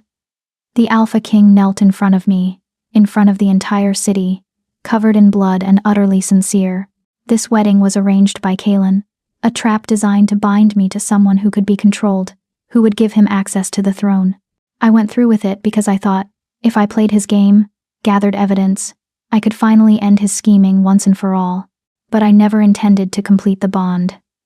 He took my scarred hand in both of his. Because my heart isn't free to give. It belongs to you. It's always belonged to you. Tears streamed down my face. You said you were coming for me. I waited. I know. God, I know. And I wanted to. Every single day. I wanted to come to that villa and bring you home. But Kaylin was watching everything. Every move I made, every order I gave. If I'd gone to you, he would have used it against me. Would have hurt you to hurt me. His grip tightened. So I stayed away. Gathered evidence. Built my case. And planned to end this today, expose Kaylin, stop the wedding, and finally bring you home. I just didn't expect you to show up and save my life first. I laughed a broken, wet sound. I came to say goodbye, to watch you marry someone else so I could finally move on. Don't. His forehead pressed to mine, that gesture of profound intimacy we'd shared before. Don't say goodbye. Don't move on. Stay. Choose me again, Stella. Choose this impossible thing with me. I don't care what the council thinks. I don't care about tradition or bloodlines or what's appropriate for a king. I just care about you. I'm human, I whispered. I can't give you heirs. Can't bond with your wolf. Can't. You give me something more valuable than heirs or bonds or tradition. You give me hope. You give me a reason to be more than just a crown and a title. He pulled back to meet my eyes. I'm changing the laws, Stella.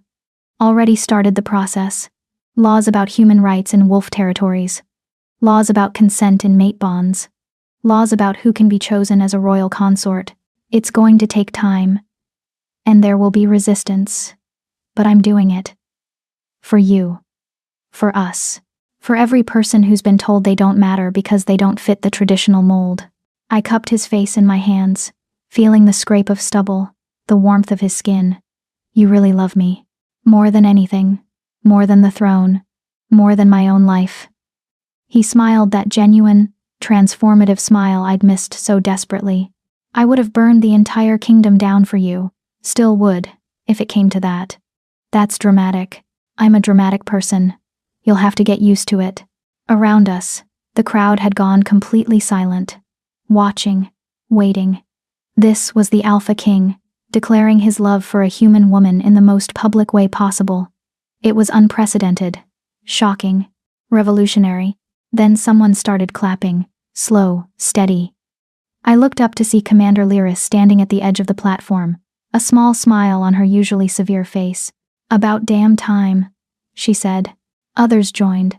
More clapping. Then cheering. Not everyone. Some wolves looked scandalized, others confused. But enough. Enough to show that maybe, just maybe, the world was ready to change. Kieran stood, pulling me up with him, and addressed the crowd one more time. The wedding is cancelled, he announced. Lady Isadora is free to return to her pack with honor, and my sincere apologies for wasting her time. Kaylin will face trial for treason, conspiracy, and attempted murder. And I. He looked at me with such open affection that my heart ached. I'm going to spend the next several months doing what I should have done a year ago. Fighting for the right to choose who I love, regardless of tradition. He turned to me, voice dropping to something only I could hear. I have to deal with the aftermath of this. The trial, the politics, the cleanup. It's going to take weeks, maybe months. But this time, his thumb brushed my cheek, wiping away tears. You're not going anywhere. You stay here, in Thornhold. With me. Where you belong. Is that an order, Your Majesty? It's a plea. His smile turned soft. Stay, Stella. Please. I thought about the hollow year at the villa. The empty days and lonelier nights. The way nothing had mattered without him. Then I thought about the library. And the riddles. And the midnight conversations. The way he saw me. Truly saw me. And never found me lacking. I'll stay, I whispered. But on one condition. Anything. Teach me to fight. Properly. If I'm going to keep throwing myself into battles to save you, I should at least know what I'm doing. He laughed that beautiful, genuine sound and pulled me into an embrace that felt like coming home. Deal. He murmured into my hair. Though preferably, let's avoid situations where you need to save me. My ego can't take much more. Your ego will survive. Maybe. but my heart won't if I lose you again." We stood there, holding each other while the crowd dispersed and the guards secured Kaelin, and the world slowly returned to something like order. It wasn't perfect. There would be challenges ahead, political battles, wolves who disapproved, laws that needed changing. The council would resist, tradition would push back. Nothing was guaranteed, but Kieran had chosen me, publicly, permanently, irrevocably, and I had chosen him back. The rest we'd figure out together. Chapter 7. The after and the always. The weeks following what the city was now calling the blood wedding passed in a blur of activity. Kaelin's trial was swift and damning. The rabid wolves had been controlled through a combination of dark magic and torture, a practice so forbidden that even his supporters abandoned him when the evidence came to light. He'd planned to kill Kieran, blame it on the rabid wolves, and take the throne as the stabilizing force the kingdom needed.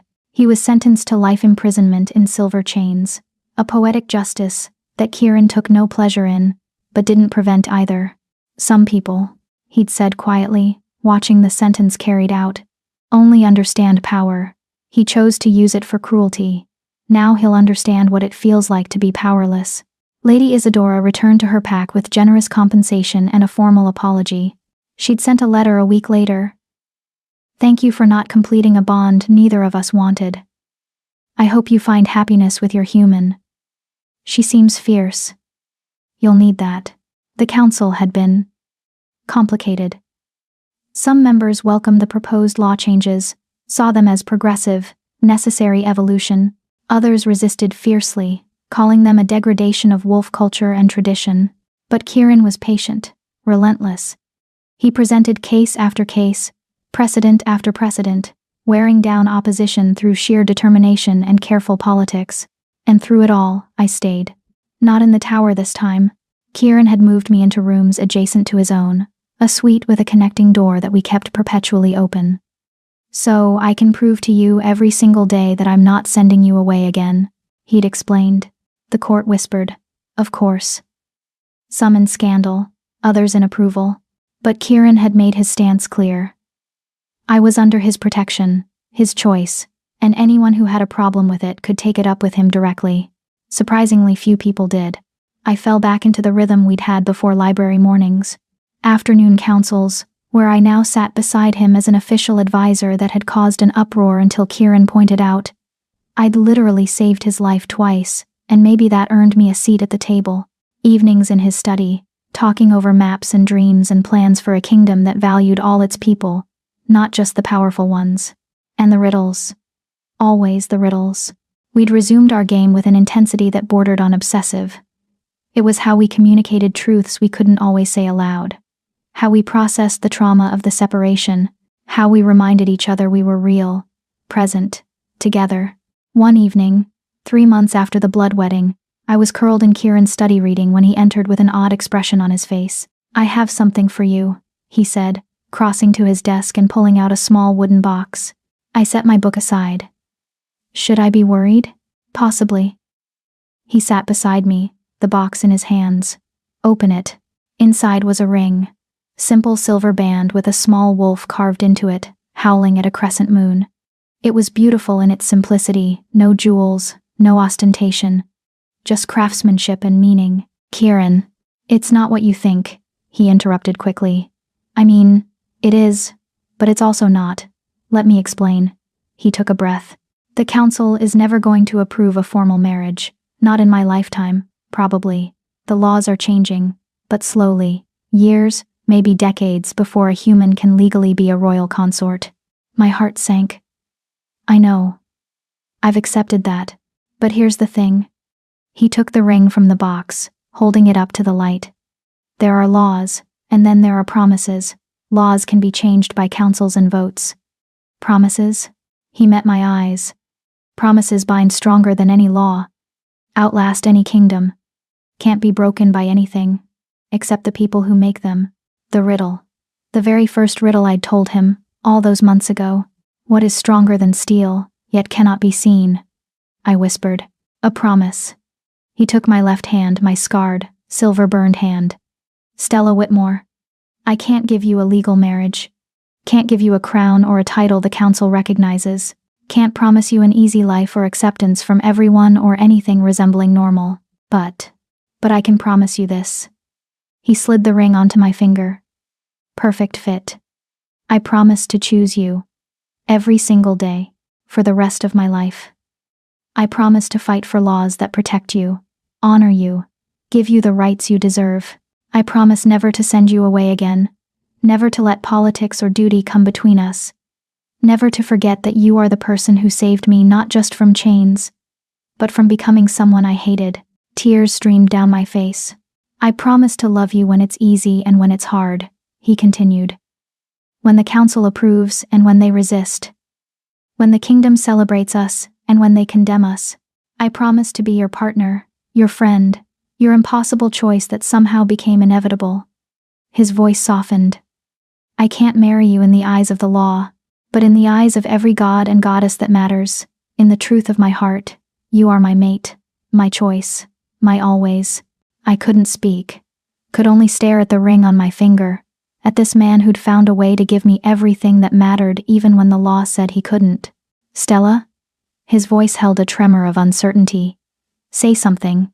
If you don't want this, if it's not enough. I kissed him. It was our first kiss, proper kiss. Not just foreheads touching or hands holding. I poured everything into it. The year of loneliness, the moment I thought I'd lost him, the overwhelming relief of being here, being his, being chosen. When we finally broke apart, both breathing hard, Kieran's smile was incandescent. I'll take that as a yes, he murmured. Yes, I confirmed. Yes to promises, yes to impossible, yes to you. Even though I can't give you a legal marriage, you're giving me something better. I touched the ring, then his face. You're giving me choice. Partnership. A promise that means something because we both chose it, not because law demands it. I smiled. Besides, I never wanted to be a queen. Too much responsibility. Too many politics. What did you want? This. You. A library. Good conversation. Someone who sees me. I kissed him again. Softer this time. Everything I already have. His arms wrapped around me, pulling me close. I'm going to keep fighting for the legal recognition. Keep pushing the council. Keep changing laws. Not because this promise isn't enough, he pulled back to meet my eyes, but because you deserve to have every option, every protection, every right. Because the next human who falls in love with a wolf should be able to marry them without having to settle for secret promises. So you're doing this for principle? I'm doing this because I love you, and because love shouldn't have to hide or compromise or settle for less than everything. We stayed like that for a long time, wrapped in each other, the ring warm on my finger. Outside, the city bustled with evening activity. Inside, in this room with maps and dreams and each other, we had everything we needed. Eventually, Kieran stirred. I have something else for you. Well, not for you exactly. For us. He stood and crossed to his desk, pulling out a rolled parchment. When he unrolled it, I saw it was a map, but not like his other maps. This one showed a small territory on the western border, near where the villa had been. What is this? Land, he said simply. About 500 acres, forests, streams, a meadow. And a house well, more of a cottage, but it's private, remote. He looked at me almost shyly. I bought it, had it renovated.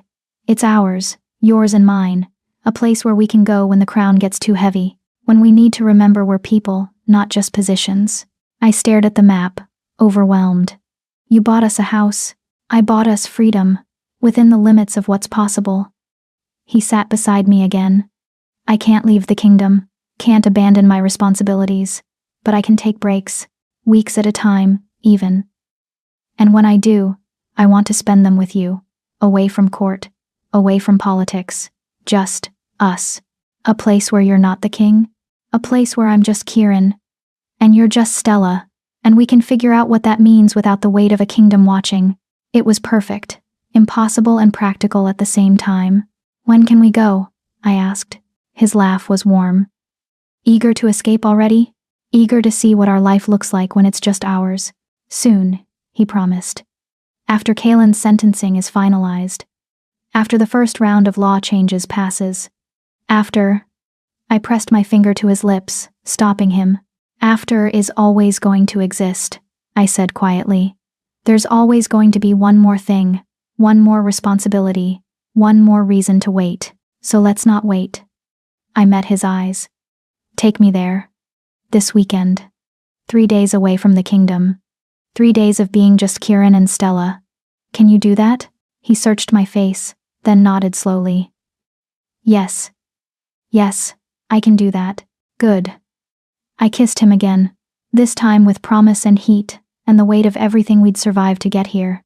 Then it's a date. The cottage was everything Kieran had promised and more. Nestled in a valley surrounded by pine forests, with a stream running nearby and mountains visible in the distance. It was like something from a fairy tale. Stone and timber construction, with large windows that let in floods of natural light. Inside, it was cozy but spacious, a main room with a fireplace, a kitchen, a bedroom with a view of the stars, and books everywhere. Lining the walls, stacked on tables, creating the kind of personal library I'd always dreamed of. You brought my books from the villa, I said, running my fingers over familiar spines. I brought everything from the villa. Kieran stood behind me, arms wrapping around my waist, chin resting on my shoulder. Your journals, your herb collection, everything you'd built there. It belongs here now, with us. We spent 3 days in that cottage, and they were the most peaceful days of my life. We walked the forest paths, gathering herbs and talking about nothing important. We cooked meals together, neither of us particularly skilled but both laughing at our attempts. We read in comfortable silence, curled up by the fire. We made love with the kind of desperate intensity that comes from nearly losing each other, and we talked. Really talked. About the year apart, about the fear and loneliness and misunderstandings, about our dreams for the future, both the kingdom's and our own, about children we might adopt, Kieran suggested, or find other ways to create family that didn't require biological heirs. The kingdom needs an heir eventually, he'd said one evening, both of us watching the sunset from the porch. But it doesn't need one right now, and when the time comes, there are plenty of orphaned wolf children who'd benefit from a stable home. Why not give them that? Why not redefine what family means for the royal line? It was radical, revolutionary. Perfectly him. Your council will hate it, I said. My council hates lots of things I do. They'll adjust. He pulled me closer. Besides, by the time we need to worry about heirs, maybe the laws will have changed enough that any child we adopt, wolf or human, will be accepted without question. You really think that's possible? A year ago, I didn't think any of this was possible. He kissed my temple. You've taught me that impossible just means it hasn't happened yet. On the last night before we had to return to Thornhold, we lay in bed, watching stars through the skylight Kieran had specifically requested in the bedroom ceiling. Ask me a riddle, he said quietly. I thought for a moment. Then, what grows stronger the more you share it, breaks when you hide it, and costs nothing but means everything? Love, he answered immediately. Then, too easy. Sometimes the easy answer is the right one. He turned on his side to face me, propping himself up on one elbow. In the starlight, his gold eyes were luminous. My turn. What do you call it when two broken people find each other and realize they're not broken at all, just pieces of something larger? I smiled. Fate? Destiny? I was going to say home. His finger traced the ring on my hand. You're my home, Stella, not Thornhold, not the throne, not the kingdom. You. This. Us. Same, I whispered. You're the first place I've ever felt like I belonged. Good. He kissed me softly. Because I'm not letting you go. Not for politics, not for tradition, not for anything. You're stuck with me. Promise. Promise. And there it was again.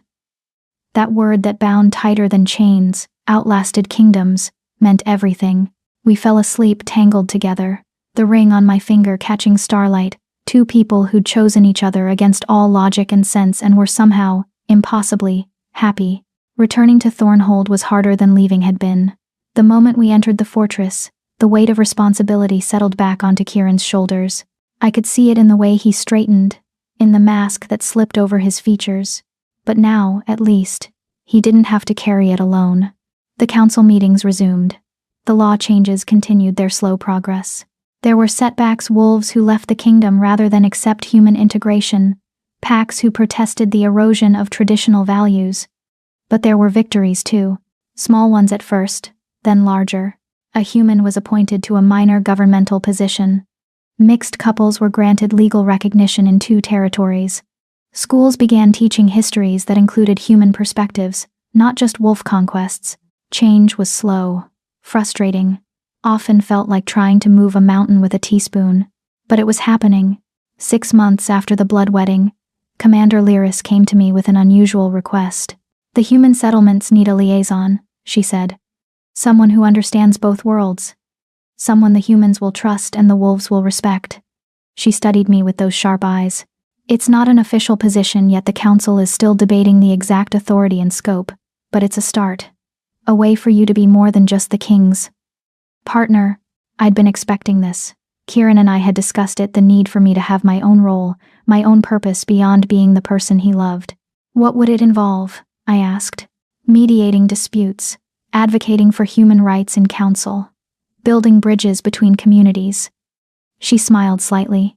"Making trouble for people who think humans should be seen and not heard." "So, basically what I'm already doing, but officially?" "Exactly." I took the position. It was challenging, frustrating, and deeply meaningful. I traveled to human settlements across the territories, listened to their concerns, brought their voices to Kieran's council. I fought for schools, for fair trade agreements, for legal protections. I made enemies, but I also made allies. Humans who'd been invisible their whole lives suddenly had representation. Wolves who'd never questioned their superiority began to see humans as partners, not property. It wasn't perfect. Some days it felt like I was accomplishing nothing, but Kieran would find me in the library, exhausted and discouraged, and remind me, "You're teaching them to see. That's the hardest thing. The rest will follow." A year after the blood wedding, the council passed the first major law change. Humans could own property, enter contracts, and bring legal claims against wolves. It was basic rights that should have existed all along, but it was a foundation. Kieran signed it into law with me standing beside him, my scarred hand resting on his shoulder. A statement, a symbol. The next day, 3 more wolves asked to marry their human partners. Within a week, a dozen. Within a month, the first legal ceremony between human and wolf was performed. It wasn't us.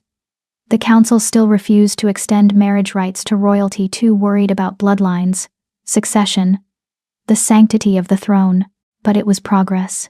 "We'll get there," Kieran said that night, both of us watching from our window as the city celebrated the first legal human-wolf marriage. "Maybe not in my reign, maybe not for decades, but the foundation is laid. The next king or queen, whoever they are, will build on it." "You sound like you're planning to retire early," I teased. "God, I wish." He pulled me close. "No, I'm planning to be a very old, very stubborn king who spends his twilight years with his equally old, equally stubborn partner, arguing about books and raising adopted children and occasionally annoying whatever council members are still around. That sounds perfect, doesn't it?" He kissed the top of my head. Not the fairy tale ending, but better. Real.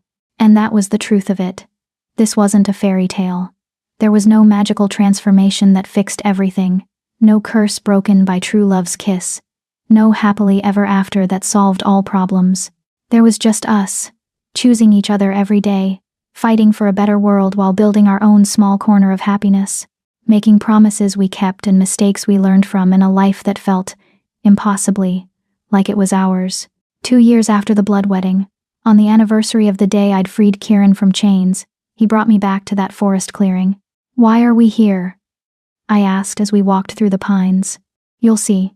The clearing looked different in daylight, peaceful, just a spot in the forest where sunlight filtered through trees and wildflowers grew in patches. No chains, no blood, just earth and sky and memory. Kieran led me to the exact spot where he'd been bound, where I'd burned my hands freeing him, where everything had started. "I brought you here," he said quietly, "because I wanted you to see what you gave me. Not just freedom from chains, but freedom to choose my own path, my own life. You." He took my hands, the scarred ones that had touched silver. "You changed everything, Stella. You changed me. Changed the kingdom. Changed what's possible." I just made a choice, I said, throat tight. The bravest choice. He knelt, there in the dirt where he'd once been dying, and looked up at me with those impossible gold eyes. And I want to make one too. From his pocket, he pulled a second ring. This one was different, not silver, but gold. With a small diamond that caught the sunlight. I know we already made promises, he said. I know we already chose each other. But I want to choose you again. Here, in this place where it all began. His voice was steady.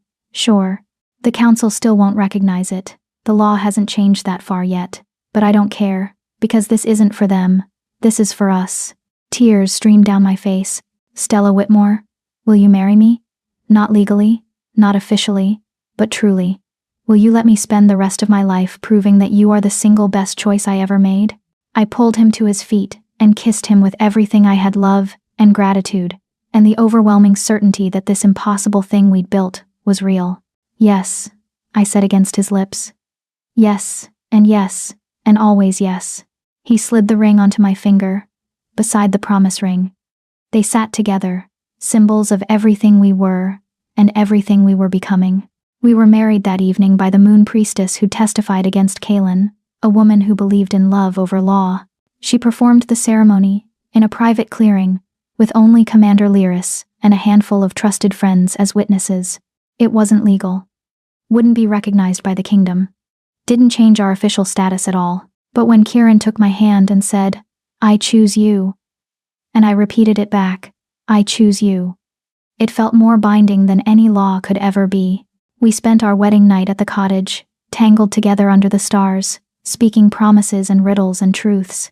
And when morning came, we returned to Thornhold, to the work that remained, to the kingdom that still needed changing, to the life we'd built together.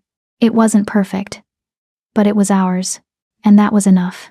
More than enough. It was everything. Epilogue. 3 versions. 5 years later, the library at Thornhold had expanded significantly. What was once Kieran's private collection now served as a public resource open to wolves and humans alike, with sections dedicated to histories from both perspectives. It was always full these days, with students and scholars and ordinary people seeking knowledge. I loved seeing it. Loved that the place where Kieran and I had first truly connected now served the kingdom we'd worked so hard to change. I was shelving books in the history section when she found me. "Excuse me? Are you Stella Ashthorne?" I turned to find a young woman, human, maybe 20, with nervous energy and hope burning in her eyes. She held a worn book against her chest like a shield. "Just Stella," I corrected gently. I'd never taken Kieran's name officially, couldn't. Legally, but people used it anyway. A small rebellion that made me smile. "How can I help you? I'm Lena. From the Eastern Settlements." She clutched her book tighter. "I heard you speak last month. About human rights.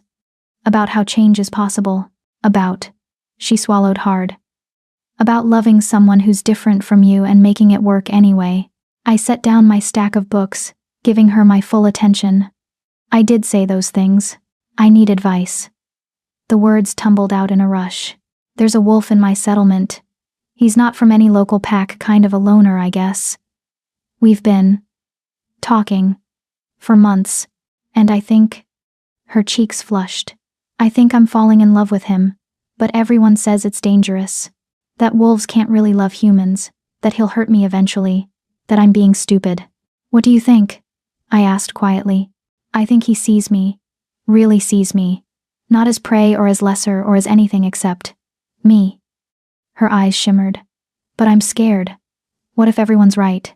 What if I'm making a mistake?" I thought about a forest clearing and silver chains, and a choice I'd made that had seemed crazy at the time. "Can I tell you something about fear and love and impossible choices?" She nodded eagerly. 5 years ago, I freed a dying wolf from chains. Everyone told me it was stupid, dangerous, that he'd kill me or use me or that nothing good could come from it. I smiled. They were right about it being dangerous. They were wrong about everything else. "So, you're saying I should ignore everyone?" "I'm saying you should listen to yourself. To what you know to be true, not what others assume." I gestured around the library. "Every book in here tells a story. Some are love stories, some are tragedies, some are adventures. But the best ones, the ones that last, are about people who made choices that felt right to them, even when the world said those choices were wrong. Lena looked at her book. I noticed now it was a collection of fairy tales. My mother used to read me stories about wolves. They were always the villains, the dangerous ones, the monsters. Some wolves are monsters, I said honestly. Some humans are too. The species doesn't determine the soul. I touched the rings on my finger, promise and marriage, 5 years worn and still shining. The wolf I love isn't perfect. He's complicated and sometimes frustrating, and carries burdens that make him hard to reach. But he chose me, and I chose him. And we've built something that works because we keep choosing it every day. So you think I should? I think you should do what feels true. And if it doesn't work out, you'll survive. You're stronger than you think. I smiled. But if it does work out, you might just change the world. Or at least your corner of it. Lena left looking thoughtful, hopeful. I watched her go and wondered if this was how it happened. Change, spreading like ripples in water. One conversation. One choice. One love story at a time. Making converts again? Kieran's voice came from behind me. I turned to find him leaning against a bookshelf, arms crossed, watching me with that soft expression he reserved for moments when he thought I wasn't looking. He was in casual clothes today, no royal regalia, just comfortable worn leather and a simple shirt. Days like this, when he could move through the library as just another patron, were his favorites. Just giving advice, I said. You're good at it. He crossed to me, pulling me into an embrace that felt as natural as breathing. How much do you want to bet that girl's wolf turns out to be someone interesting? Interesting how? The universe has a sense of humor about these things. Remember when we thought we were the only impossible pair? Now look. He gestured to the library where several mixed couples sat reading together, holding hands, existing without fear. You started something, Stella. One choice in a forest, and now, we started something, I corrected. You're the one who changed the laws. You're the one who made me want to. He kissed my forehead still, his favorite gesture of intimacy. Speaking of which, the council approved the final revision. As of next month, humans can hold any governmental position, including advisory roles to the crown. My breath caught. Any position? Any position. His smile was triumphant. Which means your role as human liaison becomes officially recognized. With salary, authority, and a voice in kingdom decisions. They fought it for 5 years, but between the changing demographics and the undeniable success of integration policies, he shrugged. They ran out of arguments. I pressed my face to his chest, overwhelmed. It was such a small thing in some ways, just official recognition of work I'd been doing anyway. But it meant something. Meant the kingdom was finally, truly accepting that humans belonged at the table. There's more, Kieran said quietly. The council also approved the succession law revision. Any child adopted by the crown wolf or human can inherit the throne, provided they're trained in governance and accepted by the council. I pulled back to look at him. You're serious? Completely. Which means, he took my hand, his thumb brushing over the rings. If we wanted to start looking into adoption, we could. No more waiting for the right time or better political circumstances. We can build our family. However, we want it to look. Tears pricked my eyes. We'd talked about this for years, about children, about legacy, about what family meant when you couldn't have biological children together. But it had always been theoretical. Someday, when the laws changed. Now, the laws had changed. I want that, I whispered. I want us to have a family. Good. He kissed me softly. Because I've already started the paperwork. There's an orphanage in the Southern Territories, wolves and humans both. Children who lost their families in the border conflicts. I thought we could visit. See if... He trailed off, suddenly nervous. If any of them might want us as much as we want them. I fell in love with him all over again in that moment. This king who fought councils and changed laws and filled out adoption paperwork in secret because he wanted to surprise me with the possibility of family. When do we leave? I asked. Whenever you want. I've cleared my schedule for the next 2 weeks. Tomorrow, I decided. Let's go tomorrow. His smile was incandescent. Tomorrow it is. That evening, as we walked through the fortress gardens, another place that had changed over the years, now tended by both wolf and human gardeners, we encountered Commander Lyris. She looked different than she had 5 years ago. Softer, somehow. Still fierce, but with laugh lines around her eyes that hadn't been there before. "Your Majesty, Stella." She bowed, slightly more acknowledgement than subservience. "I have news." "Good news?" Kieran asked. "Depends on your definition." She pulled out a letter, handing it to Kieran. "It's from the Northern Territories. Apparently, there's a situation developing. A wolf claiming to be able to split into 3 distinct versions of himself, each with different personalities, different abilities. The Northern Alpha is requesting your counsel on whether this is legitimate magic or elaborate deception." Kieran read the letter, his brow furrowing. 3 versions? I've never heard of such a thing. Neither have I. Lyris's expression was carefully neutral. But apparently, there's a human woman involved. Someone who can see all 3 versions. The Northern Alpha believes she might be key to understanding what's happening. I felt a strange shiver run down my spine. Something about this felt significant. Like the universe was setting something in motion. "What do you think?" Kieran asked me. "I think," I said slowly, "that if there's a human woman caught up in wolf politics and magic she doesn't understand, she might need someone who's been there. Someone who can tell her it's possible to survive impossible situations." Kieran's hand found mine, squeezing gently. "You want to go?"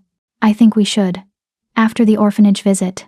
After we've had time to process what we might start there." I looked at Lyris. "Tell the Northern Alpha we'll come. But not as a king and his advisor. As people who understand what it's like to be caught in something larger than yourself." Lyris nodded, a small smile playing at her lips. "I'll send word." She started to leave, then paused. "For what it's worth, you two have given a lot of people hope, including me. I never thought I'd see the day when a king would choose love over duty and somehow make both work. But here we are." "Here we are," Kieran agreed softly. After Lyris left, we stood in the garden watching the sun set over Thornhold. The city sprawled below us, buzzing with life, wolves and humans living side by side. Not perfectly, but trying. Building something new together. "Do you ever regret it?" I asked suddenly. "Choosing this path? Choosing me?" Kieran turned to face me fully, his gold eyes serious. "Never. Not once. Not even on the hardest days when the council fights me, or when traditionalists threaten rebellion, or when I'm exhausted from constantly defending choices I shouldn't have to defend." He cupped my face in his hands. "You freed me from chains 5 years ago, Stella. But you've spent every day since freeing me from something worse. The belief that I had to be just a crown, just a title, just what others expected. You showed me I could be a king and a person, that I could change the world and still have a life worth living."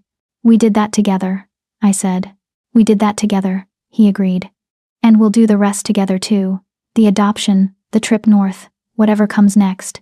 Because that's what promises mean, not just staying when it's easy, but building when it's hard." I rose on my toes and kissed him as the last light faded from the sky. Around us, the garden came alive with evening sounds, crickets and night birds, and the distant sounds of the city. We'd built something impossible. A love that shouldn't have worked, in a world that said it couldn't exist, between 2 people who'd been told they were wrong for each other. And yet here we were, 5 years later, still choosing each other, still building, still proving that sometimes the impossible things are the only ones worth fighting for. Somewhere in the Northern Territories, another impossible thing was beginning. Another woman was probably terrified, confused, caught up in wolf politics and magic she didn't understand. And when we went to her, when we shared our story, maybe she'd understand what I'd learned in that forest clearing 5 years ago. Sometimes mercy is dangerous. Sometimes kindness damns you. Sometimes loving someone impossible will cost you everything you thought you wanted. But sometimes, just sometimes, it gives you everything you never knew you needed. And that trade? That's always worth making. The end. This story explores themes of choosing love over duty, finding strength in vulnerability, and building families beyond traditional definitions. Stella and Kieran's journey shows that real love isn't about magical transformations that fix everything. It's about 2 people choosing each other every day and fighting to build a world where their love can exist. The epilogue hints at the next story. A human woman encountering a wolf who exists in 3 distinct versions. Like Stella, she'll have to decide if the impossible is worth reaching for. Like Kieran, he'll have to learn that power and control are less important than connection and choice. Some stories end with happily ever after. This one ends with happily ever working, because that's what real love looks like. Not perfection, but partnership. Not ease, but effort that feels worthwhile. May you all find your impossible choice, and may you have the courage to choose it back.